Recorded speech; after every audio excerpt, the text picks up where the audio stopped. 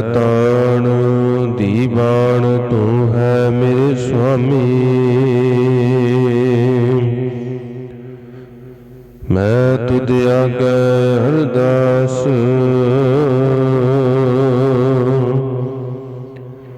ਮੈਂ ਹੋਰ ਥਾਉ ਨਾਹੀ। ਜਿਸ ਪਹਿ ਕਰਾਂ ਬੇਨਤੀ ਮੇਰਾ ਦੁੱਖ ਸੁਖ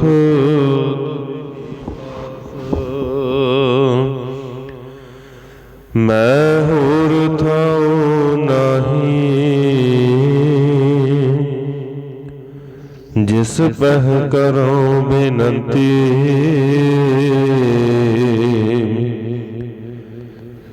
ਮੇਰਾ ਦੁੱਖ ਸੁਖ ਤੁਝ ਹੀ ਪਾਸ। ਤੂੰ ਸਮਰੱਥ ਅਕਥ ਅਗੋਚਰ ਜੀਉ ਪਿੰਡ ਤੇਰੀ ਰਾਸ। ਰਹਿਮਾ ਤੇਰੀ ਸੁਖ ਪਾਇਆ ਸਦਾ ਨਾਨਕ ਕੀ ਅਰਦਾਸ। ਧੰਨ ਵਾਹਿਗੁਰੂ ਸਾਹਿਬ ਜੀਓ।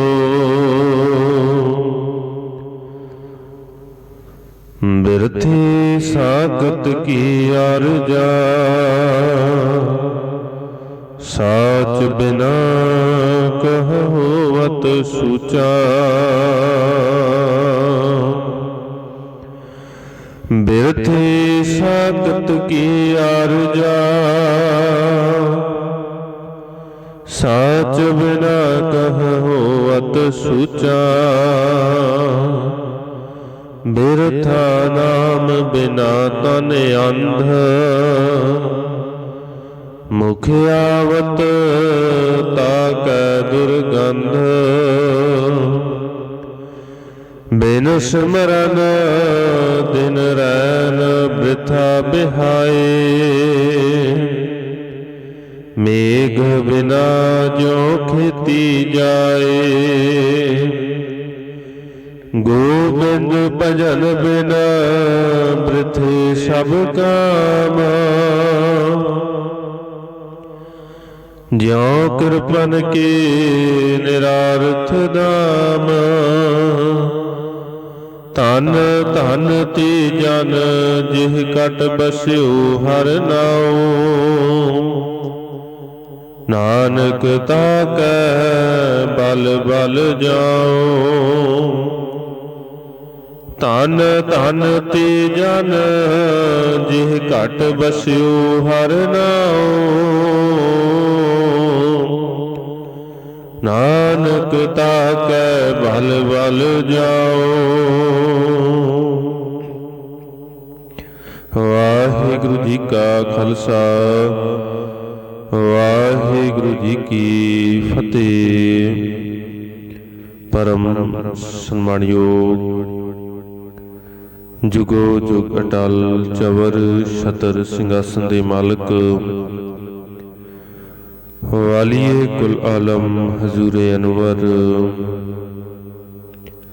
ਸ਼ਬਦ ਗੁਰੂ ਧੰਨ ਧੰਨ ਸਾਹਿਬ ਸਤਿਗੁਰੂ ਗੁਰੂ ਗ੍ਰੰਥ ਸਾਹਿਬ ਮਹਾਰਾਜ ਸੱਚੇ ਪਾਤਸ਼ਾਹ ਜੀ ਤਿਨਾਂ ਦੀ ਪਾਵਨ ਮੁਕੱਦਸ ਹਜ਼ੂਰੀ ਦੇ ਅੰਦਰ ਅੰਮ੍ਰਿਤ ਵੇਲੇ ਦੇ ਸਜੇ ਹੋਏ ਪਾਵਨ ਦੀਵਾਨਾਂ ਦੀ ਹਾਜ਼ਰੀ ਭਰ ਰਹੇ ਗੁਰੂ ਸਵਾਰੇ ਸਤਸੰਗੀ ਜਨੋ ਵਡਭਾਗੇ ਹਾਂ, ਜੋ ਸਤਿਗੁਰਾਂ ਦੀ ਅਪਾਰ ਬਖਸ਼ਿਸ਼ ਦਾ ਸਦਕਾ ਮੁਬਾਰਕ ਗੋਦ ਦੇ ਅੰਦਰ ਜੁੜ ਕਰਕੇ ਗੁਰੂ ਘਰ ਦੇ ਹਜ਼ੂਰੀ ਰਾਗੀ ਜਥੇ ਪਾਸੋਂ ਸਤਿਗੁਰਾਂ ਦੀ ਅੰਮ੍ਰਿਤਮਈ ਬਾਣੀ ਆਸਾ ਕੀ ਵਾਰ ਦੇ ਕੀਰਤਨ ਦੇ ਨਾਲ ਸਾਂਝ ਬਣਾ ਰਹੇ ਸਾਂ। ਉਪਰੰਤ ਗੁਰੂ ਦਇਆ ਦੇ ਸਦਕਾ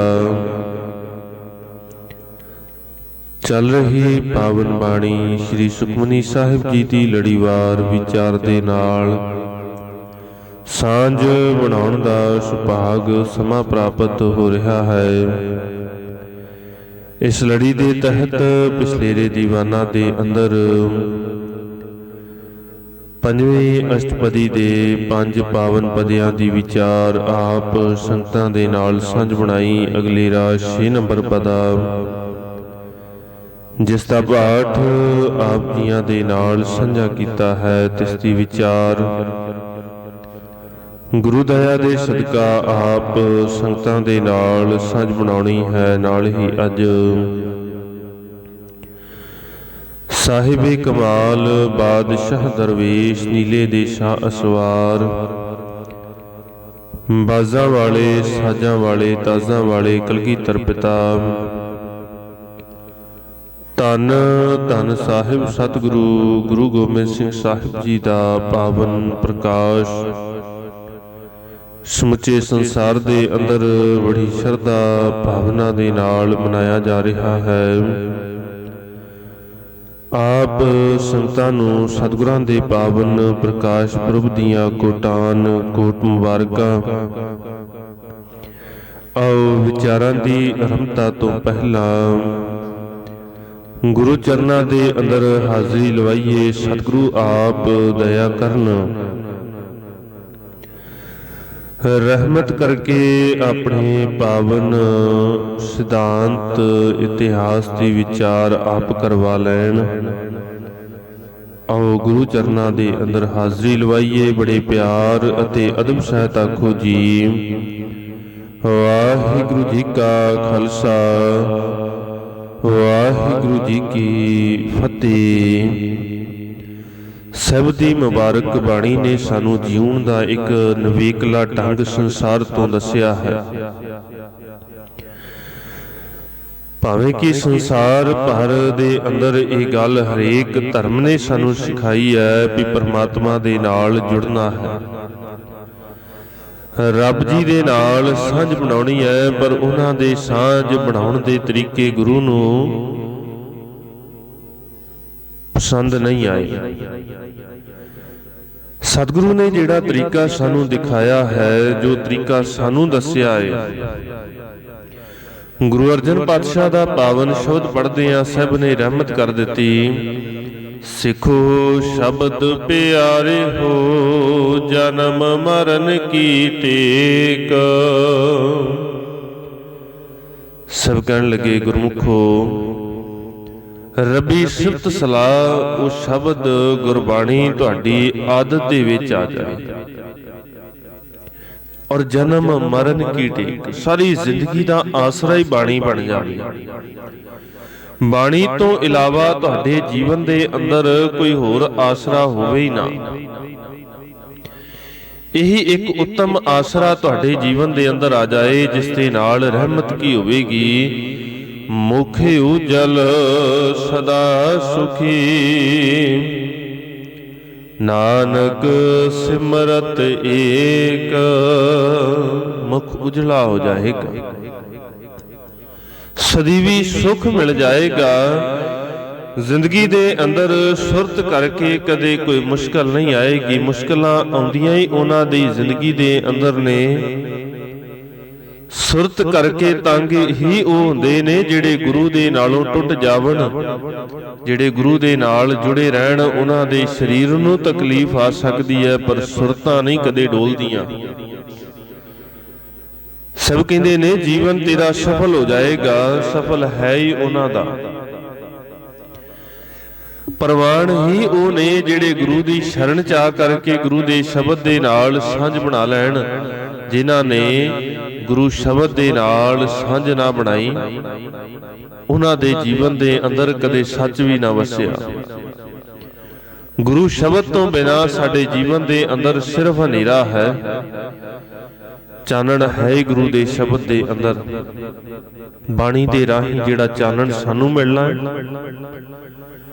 ਉਸ ਚਾਨਣ ਦੇ ਰਾਹੀਂ ਸਾਡੇ ਜੀਵਨ ਦੇ ਅੰਦਰ ਇੱਕ ਐਸਾ ਟਿਕਾ, ਐਸਾ ਪ੍ਰਕਾਸ਼ ਪ੍ਰਗਟ ਹੋ ਜਾਂਦਾ ਹੈ ਜਿੱਥੇ ਸਾਨੂੰ ਸੱਚ ਤੇ ਝੂਠ, ਸਹੀ ਤੇ ਗਲਤ, ਗੁਰੂ ਦੇ ਮਾਰਗ ਤੇ ਸਾਖਤਾਂ ਵਾਲੇ ਮਾਰਗ ਦੇ ਵਿੱਚ ਫਰਕ ਨਜ਼ਰ ਆਉਣ ਲੱਗ ਜਾਂਦਾ ਹੈ। ਫਿਰ ਅੰਤਰ ਸਾਨੂੰ ਸਮਝ ਆ ਜਾਂਦਾ ਏ ਵੀ ਜੋ ਅਸੀਂ ਕਰਦੇ ਆ ਉਹ ਸੱਚਮੁੱਚ ਕੀ ਸਾਡੇ ਕਰਨ ਯੋਗ ਹੈ।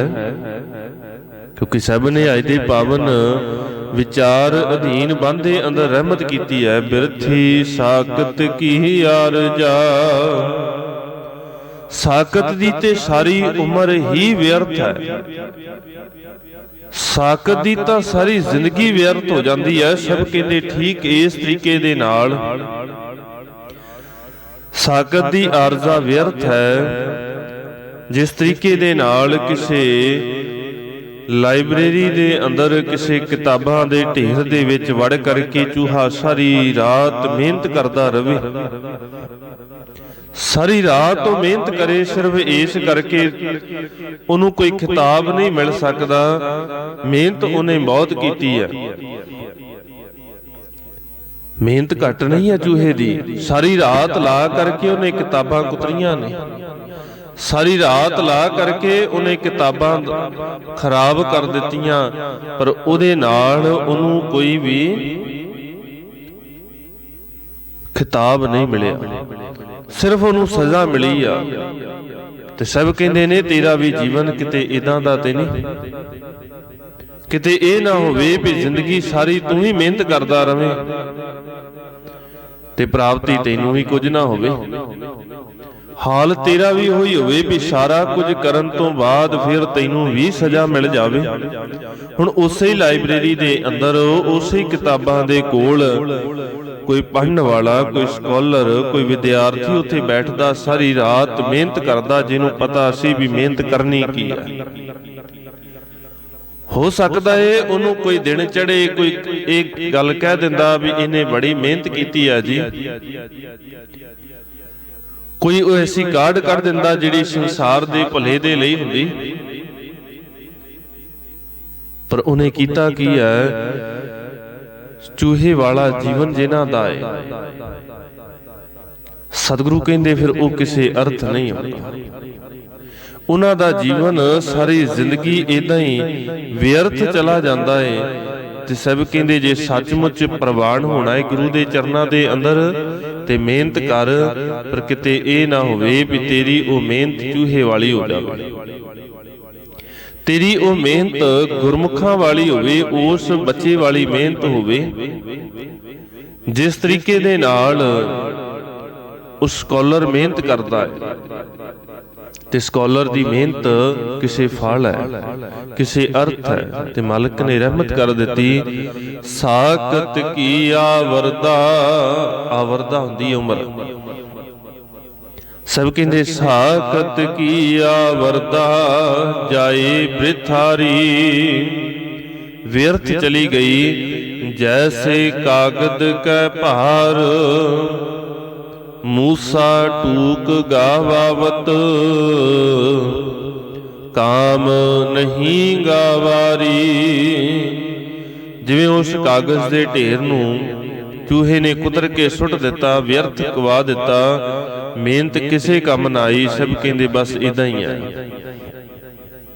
ਕਿਹਨਾਂ ਦਾ ਜੀਵਨ? ਸਾਡੇ ਵਰਗਿਆਂ ਦਾ, ਸਾਡੇ ਵਰਗੇ ਸਾਕਤਾਂ ਦਾ ਜੀਵਨ, ਜਿਨ੍ਹਾਂ ਦੀ ਜ਼ਿੰਦਗੀ ਦੇ ਅੰਦਰ ਕਰਮ ਕੀ ਨੇ? ਪਰ ਹਰ ਨਾਮ, ਲੋਭ, ਝੂਠ, ਨਿੰਦ,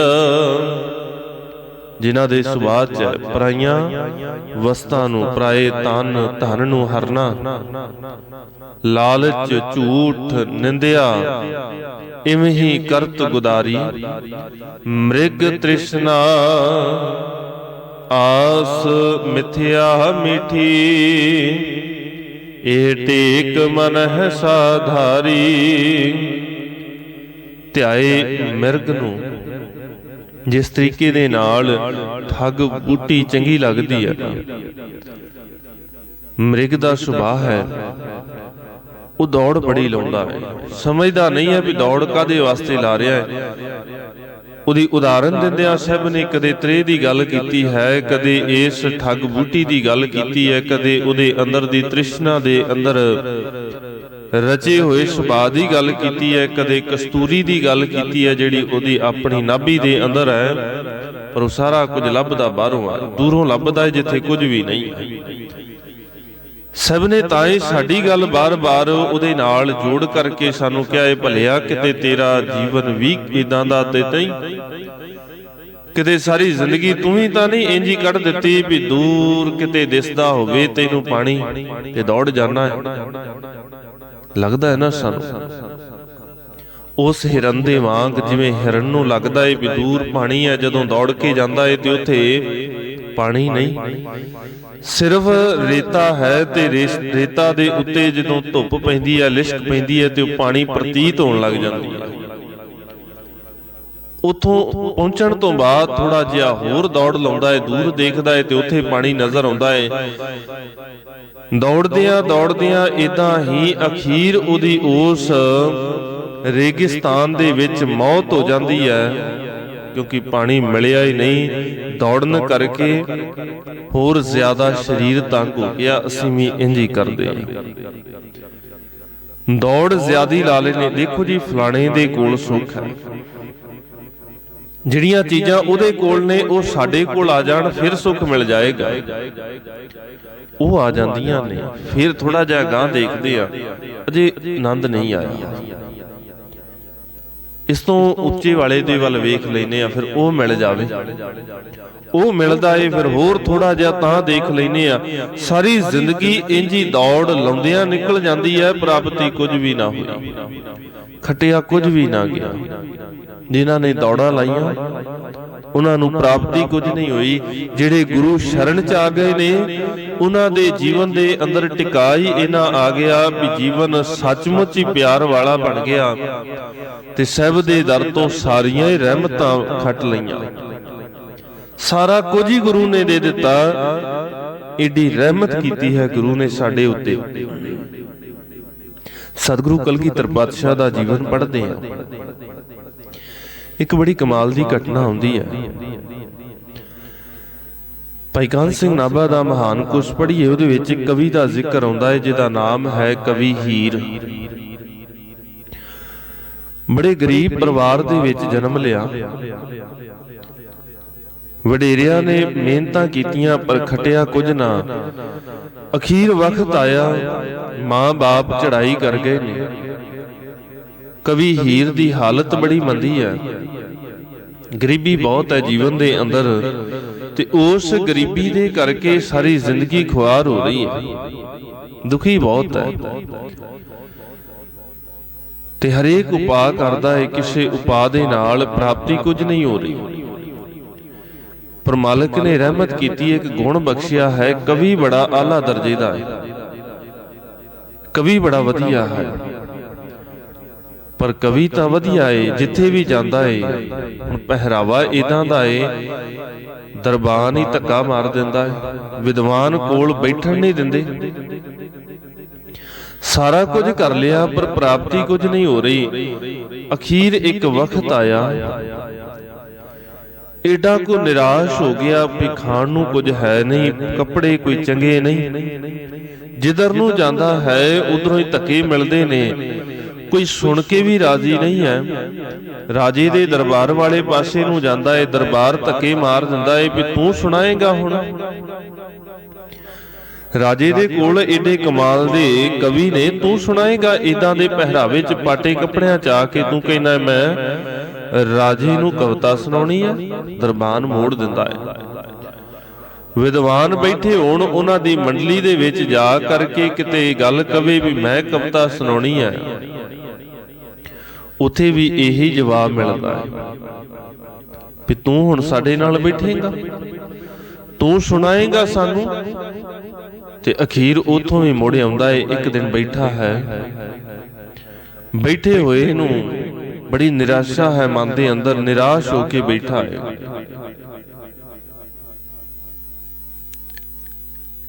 ਲਾਗੋਂ ਦੀ ਇੱਕ ਸਿੱਖ ਲੰਘਿਆ, ਦੇਖਿਆ ਹੈ ਹੁਣ ਸਿੱਖ ਦਾ ਤੇ ਸੁਭਾਅ ਹੈ ਜਿਹੜਾ ਸੱਚਮੁੱਚ ਗੁਰੂ ਦੇ ਨਾਲ ਜੁੜਿਆ ਹੈ, ਵੀ ਉਹਦੇ ਹਿਰਦੇ ਦੇ ਅੰਦਰ ਕਿਸੇ ਨੂੰ ਵੀ ਦੇਖ ਕਰਕੇ ਤੇ ਮਨ ਦੇ ਅੰਦਰ ਪਿਆਰ ਪੈਦਾ ਹੋ ਜਾਂਦਾ ਹੈ, ਤਰਸ ਆ ਜਾਂਦਾ ਹੈ। ਤੇ ਚੱਲਦਿਆਂ ਹੋਇਆਂ ਪੁੱਛ ਲਿਆ ਹੈ, ਕੀ ਗੱਲ ਭਾਈ ਬੜਾ ਨਿਰਾਸ਼ ਬੈਠਾ ਹੈ? ਉਹ ਕਹਿਣ ਲੱਗਾ, ਮੈਂ ਨਿਰਾਸ਼ ਤਾਂ ਬੈਠਾ, ਮੈਂ ਇੱਕ ਗਰੀਬ ਤੇ ਅਭਾਗਾ ਕਵੀ ਆ। ਸਿੱਖ ਨੇ ਕਿਹਾ, ਕੀ ਕਿਹਾ ਤੂੰ, ਦੁਬਾਰਾ ਦੱਸੀ। ਕਹਿਣ ਲੱਗਾ, ਮੈਂ ਇੱਕ ਗਰੀਬ ਤੇ ਅਭਾਗਾ ਕਵੀ ਆ, ਮੇਰੀ ਕੋਈ ਵੁਕਤ ਨਹੀਂ ਹੈ ਸੰਸਾਰ ਦੇ ਅੰਦਰ, ਇਸ ਕਰਕੇ ਮੈਂ ਏਦਾਂ ਬੈਠਾ ਹੋਇਆ। ਉਹ ਸਿੱਖ ਕਹਿਣ ਲੱਗਾ, ਹੈ ਭਲਿਆ ਤੂੰ ਆਪਣੇ ਆਪ ਨੂੰ ਹੀ ਮਾੜਾ ਕਹੀ ਜਾਂਦਾ ਹੈ। ਉਹ ਕਹਿਣ ਲੱਗਾ, ਭਲਿਆ ਮੈਂ ਤਾਂ ਕਹਿੰਦਾ, ਮੈਨੂੰ ਸੰਸਾਰ ਦੇ ਲੋਕ ਕਹਿੰਦੇ ਨੇ ਇਹ ਦਲਿਦਰੀ ਹੈ। ਜਦੋਂ ਤੱਕ ਇਹਦੇ ਮਾਂ-ਬਾਪ ਜਿਉਂਦੇ ਸਨ ਉਦੋਂ ਤੱਕ ਤੇ ਖਾਣ ਨੂੰ ਕੁਝ ਹੈਗਾ ਸੀ, ਅੱਜ ਤਾਂ ਕੁਝ ਵੀ ਨਹੀਂ ਬਚਿਆ। ਅੱਜ ਤਾਂ ਇਹਦੇ ਕੋਲ ਖਾਣ ਨੂੰ ਕੁਝ ਵੀ ਨਹੀਂ ਹੈ। ਜਦੋਂ ਦੇ ਇਹਦੇ ਮਾਂ-ਬਾਪ ਮਰ ਗਏ ਨੇ, ਇਹ ਸਗੋਂ ਜ਼ਿਆਦਾ ਦਲਿਦਰੀ ਹੋ ਗਿਆ ਹੈ। ਇਹਦੇ ਕੋਲ ਤੇ ਕੁਝ ਵੀ ਨਾ ਬਚਿਆ ਹੁਣ ਖਾਣ ਨੂੰ ਵੀ। ਇਸ ਕਰਕੇ ਮੈਂ ਕਹਿੰਦਾ ਮੈਂ ਅਭਾਗਾ ਹਾਂ। ਕਹਿੰਦਾ ਮੈਂ ਯਤਨ ਕੀਤਾ ਰਾਜਿਆਂ ਦੇ ਦਰਬਾਰ ਦੇ ਅੰਦਰ ਜਾਣ ਦੀ, ਵੀ ਮੈਨੂੰ ਉੱਥੇ ਮੌਕਾ ਮਿਲ ਜਾਏ, ਮੈਂ ਸੁਣਾ ਦੇਵਾਂ ਤੇ ਹੋ ਸਕਦਾ ਏ ਮੈਨੂੰ ਕੁਝ ਪ੍ਰਾਪਤ ਹੋ ਜਾਵੇ, ਮੇਰਾ ਗੁਜ਼ਾਰਾ ਸੌਖਾ ਹੋ ਜਾਏਗਾ। ਉਹ ਸਿੱਖ ਕਹਿਣ ਲੱਗਾ, ਭਲਿਆ ਤੂੰ ਸੰਸਾਰ ਦੇ ਰਾਜਿਆਂ ਦੇ ਕੋਲ ਤੁਰਿਆ ਫਿਰਦਾ ਏ। ਮੇਰੇ ਬਾਬੇ ਦੀ ਬਾਣੀ ਕਹਿੰਦੀ ਏ, ਭੂਪਤ ਸਭ ਦਿਵਸ ਚਾਰ ਕੇ ਝੂਠੇ ਕਰਤ ਦਿਵਾਜਾ। ਇਹ ਤਾਂ ਝੂਠੇ ਨੇ, ਇਹ ਤਾਂ ਸਿਰਫ ਝੂਠ ਦੇ ਦਿਖਾਵੇ ਕਰਦੇ ਨੇ। ਇਹਨਾਂ ਦੇ ਕੋਲ ਤੁਰਿਆ ਫਿਰੇਗਾ ਤੇ ਕੁਝ ਪ੍ਰਾਪਤ ਨਹੀਂ ਹੋਣਾ। ਧਨ ਦੇ ਸਕਦੇ ਨੇ ਕੁਝ ਵਕਤ ਦੇ ਲਈ, ਫਿਰ ਵੀ ਕੁਝ ਨਹੀਂ ਹੋਣਾ। ਕਹਿੰਦਾ, ਅੱਛਾ ਫਿਰ ਕੀ ਕਰਾਂ, ਮੈਂ ਕਿੱਧਰ ਨੂੰ ਜਾਵਾਂ, ਮੈਨੂੰ ਤਾਂ ਕੁਝ ਸਮਝ ਨਹੀਂ ਆਉਂਦੀ। ਮੇਰਾ ਮਨ ਕਰਦਾ ਏ ਮੈਂ ਆਪਣੇ ਸਰੀਰ ਨੂੰ ਹੀ ਖਤਮ ਕਰ ਲਵਾਂ, ਆਪਣੀ ਜ਼ਿੰਦਗੀ ਖਤਮ ਕਰ ਲਵਾਂ, ਸੌਖਾ ਤਾਂ ਹੋ ਜਾਵਾਂਗਾ। ਇਹਨੇ ਧੱਕੇ ਖਾ ਹਟਿਆ, ਹਰੇਕ ਥਾਂ ਤੋਂ ਮੈਨੂੰ ਧੱਕੇ ਮਿਲਦੇ ਨੇ, ਘਰ 'ਚ ਖਾਣ ਨੂੰ ਕੁਝ ਨਹੀਂ ਹੈ, ਮੁਸ਼ਕਲਾਂ ਬੜੀਆਂ ਨੇ। ਫਿਰ ਤੁਸੀਂ ਦੱਸੋ ਵੀ ਕੀ ਕਰਾਂ। ਕਹਿਣ ਲੱਗੇ, ਉਹ ਸਿੱਖ ਨੇ ਗੱਲ ਕੀਤੀ ਹੈ। ਕਹਿਣ ਲੱਗਾ, ਤੂੰ ਉੱਥੇ ਜਾ, ਜਿੱਥੇ ਜਾ ਕਰਕੇ ਨਿਆਸਰਿਆਂ ਨੂੰ ਆਸਰਾ ਮਿਲ ਜਾਂਦਾ ਏ। ਉਸ ਥਾਂ ਤੇ ਜਾ ਜਿਹੜਾ ਨਿਗੱਤਿਆਂ ਦੀ ਗੱਤ ਵਾਲਾ ਥਾਂ ਹੈ, ਨਿਪੱਤਿਆਂ ਦੀ ਪੱਤ ਵਾਲਾ ਥਾਂ ਹੈ, ਤੂੰ ਉੱਥੇ ਜਾ, ਜਿੱਥੇ ਨਿਮਾਣਿਆਂ ਨੂੰ ਮਾਣ ਮਿਲਦਾ ਹੈ, ਨਿਆਸਰਿਆਂ ਨੂੰ ਆਸਰਾ ਮਿਲਦਾ ਏ। ਜੇ ਤੂੰ ਉਸ ਥਾਂ ਤੇ ਜਾਵੇਂ ਫਿਰ ਤੇਰੇ ਉੱਤੇ ਰਹਿਮਤ ਹੋ ਜਾਏਗੀ, ਫਿਰ ਤੈਨੂੰ ਬਖਸ਼ਿਸ਼ਾਂ ਮਿਲ ਜਾਣਗੀਆਂ। ਕਹਿਣ ਲੱਗਾ, ਕਿੱਥੇ ਹੈ, ਰਸਤਾ ਦੱਸ ਦਿੱਤਾ ਵੀ ਅਨੰਦਪੁਰ ਸਾਹਿਬ ਜਾਣਾ ਪਏਗਾ, ਤੈਨੂੰ ਕਲਗੀਧਰ ਪਾਤਸ਼ਾਹ ਦੇ ਕੋਲ ਜਾਣਾ ਪਏਗਾ, ਜਿੱਥੇ ਕਵੀਆਂ ਦੀ, ਗੁਣ ਵਾਲਿਆਂ ਦੀ ਕਦਰ ਬੜੀ ਪੈਂਦੀ ਹੈ। ਉਹ ਕਹਿਣ ਲੱਗਾ, ਭਲਿਆ ਬੜੀ ਦੂਰ ਹੈ, ਇੰਨੀ ਦੂਰ ਕਿੱਥੇ ਜਾਵਾਂਗਾ, ਕਾਹਦੇ ਨਾਲ ਜਾਵਾਂਗਾ, ਇੰਨਾ ਲੰਬਾ ਪੈਂਡਾ ਹੈ, ਸਫ਼ਰ ਦੇ ਲਈ ਧਨ ਦੀ ਲੋੜ ਪਏਗੀ। ਕੁਝ ਧਨ ਦਿੱਤਾ ਹੈ ਉਸ ਸਿੱਖ ਨੇ ਆਪਣੇ ਕੋਲੋਂ, ਕੁਝ ਧਨ ਇਧਰੋਂ ਉਧਰੋਂ ਇਕੱਠਾ ਕੀਤਾ ਹੈ, ਕਿਸੇ ਦਾ ਤਰਲਾ ਮਾਰਿਆ, ਕਿਸੇ ਦੇ ਘਰ ਕੰਮ ਕੀਤਾ,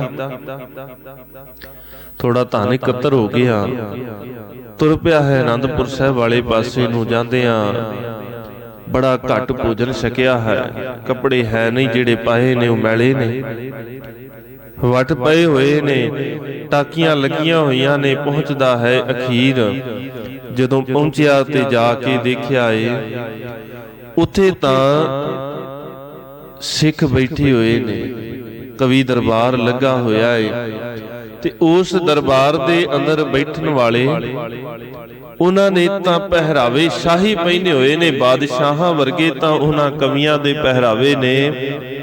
ਮਨ ਦੇ ਅੰਦਰ ਸੋਚਿਆ, ਮਨਾ ਬੜੇ ਗਲਤ ਥਾਂ ਦੇ ਉੱਤੇ ਆ ਗਿਆ, ਤੈਨੂੰ ਤਾਂ ਕਦੇ ਉੱਥੇ ਟਿਕਾਣਾ ਨਹੀਂ ਮਿਲਿਆ ਜਿਸ ਥਾਂ ਦੇ ਉੱਤੇ ਰਾਜੇ ਦਾ ਪਹਿਰਾਵਾ ਏਦਾਂ ਦਾ ਹੁੰਦਾ ਏ।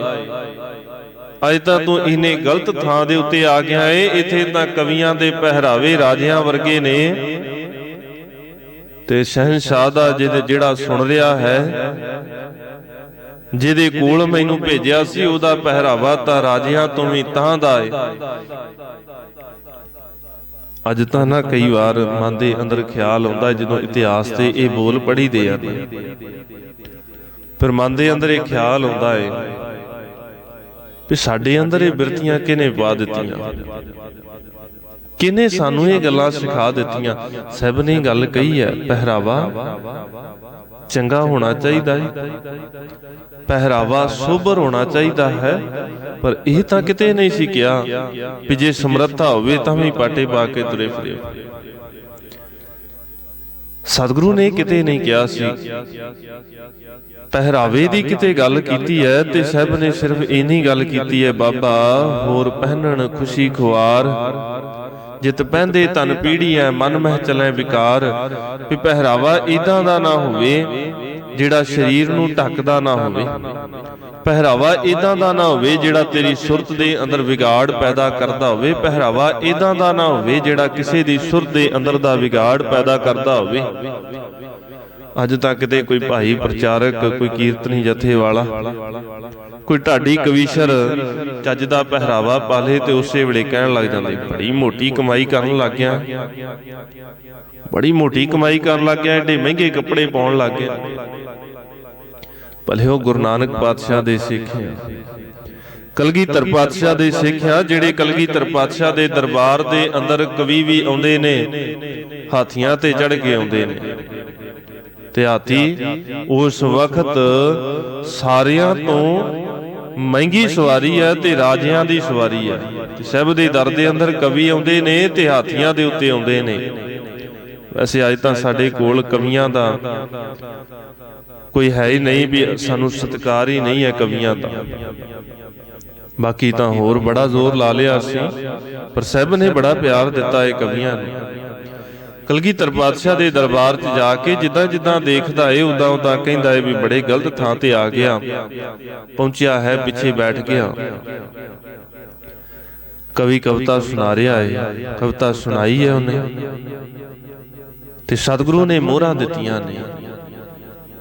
ਮਨ ਦੇ ਅੰਦਰ ਲਾਲਚ ਆ ਗਿਆ, ਕਹਿਣ ਲੱਗਾ ਵੀ ਚਲੋ ਦੇਖਦੇ ਆ, ਕੀ ਪਤਾ ਵਾਰੀ ਮਿਲ ਹੀ ਜਾਵੇ, ਸੁਣਾ ਦਵਾਂ ਤੇ ਕੁਝ ਮੈਨੂੰ ਮਿਲ ਜਾਵੇ। ਕੁਝ ਤੇ ਮਿਲੇਗਾ ਨਾ, ਜੇ ਇਹਨੂੰ ਮੋਹਰਾਂ ਮਿਲੀਆਂ ਨੇ ਮੈਨੂੰ ਵੀ ਕੁਝ ਨਾ ਕੁਝ ਤੇ ਮਿਲ ਜਾਏਗਾ। ਕਵਿਤਾ ਤੇ ਮੇਰੀ ਵੀ ਕਮਾਲ ਦੀ ਹੁੰਦੀ ਹੈ। ਤਿਆਰੀ ਕਰਕੇ ਆਇਆ ਤੇ ਜਿਸ ਤਰੀਕੇ ਦੇ ਨਾਲ ਹਰੇਕ ਸਟੇਜ ਦੇ ਉੱਤੇ ਇੱਕ ਸਟੇਜ ਸਕੱਤਰ ਹੁੰਦਾ ਹੈ, ਉੱਥੇ ਵੀ ਸਤਿਗੁਰੂ ਦੇ ਕੋਲ ਗੁਰੂ ਕੇ ਪਿਆਰੇ ਸਿੱਖ ਜਿਹੜੇ ਕੋਲ ਰਹਿੰਦੇ ਨੇ ਉਹ ਇਹ ਸੇਵਾ ਨਿਭਾਉਂਦੇ ਨੇ। ਕੋਲ ਗਿਆ ਏ, ਹੌਲੀ ਜੀ ਜਾ ਕੇ ਬੇਨਤੀ ਕੀਤੀ ਹੈ, ਕਹਿਣ ਲੱਗਾ ਏ ਸੰਕੋਚਦਾ ਹੋਇਆ, ਮੈਂ ਵੀ ਇੱਕ ਕਵਿਤਾ ਪੜ੍ਹਨੀ ਹੈ, ਜੇ ਇਜਾਜ਼ਤ ਦੇ ਦਵੋ ਤਾਂ। ਨਾਲ ਆਪਣੇ ਕੱਪੜੇ ਸਿੱਧੇ ਕਰੀ ਜਾਂਦਾ ਏ, ਕਿਤੇ ਵੱਟ ਦੇਖ ਕੇ, ਮੈਲੇ ਦੇਖ ਕਰਕੇ, ਤਾਕੀਆਂ ਦੇਖ ਕੇ ਮੈਨੂੰ ਮਨਾ ਨਾ ਕਰ ਦੇਣ।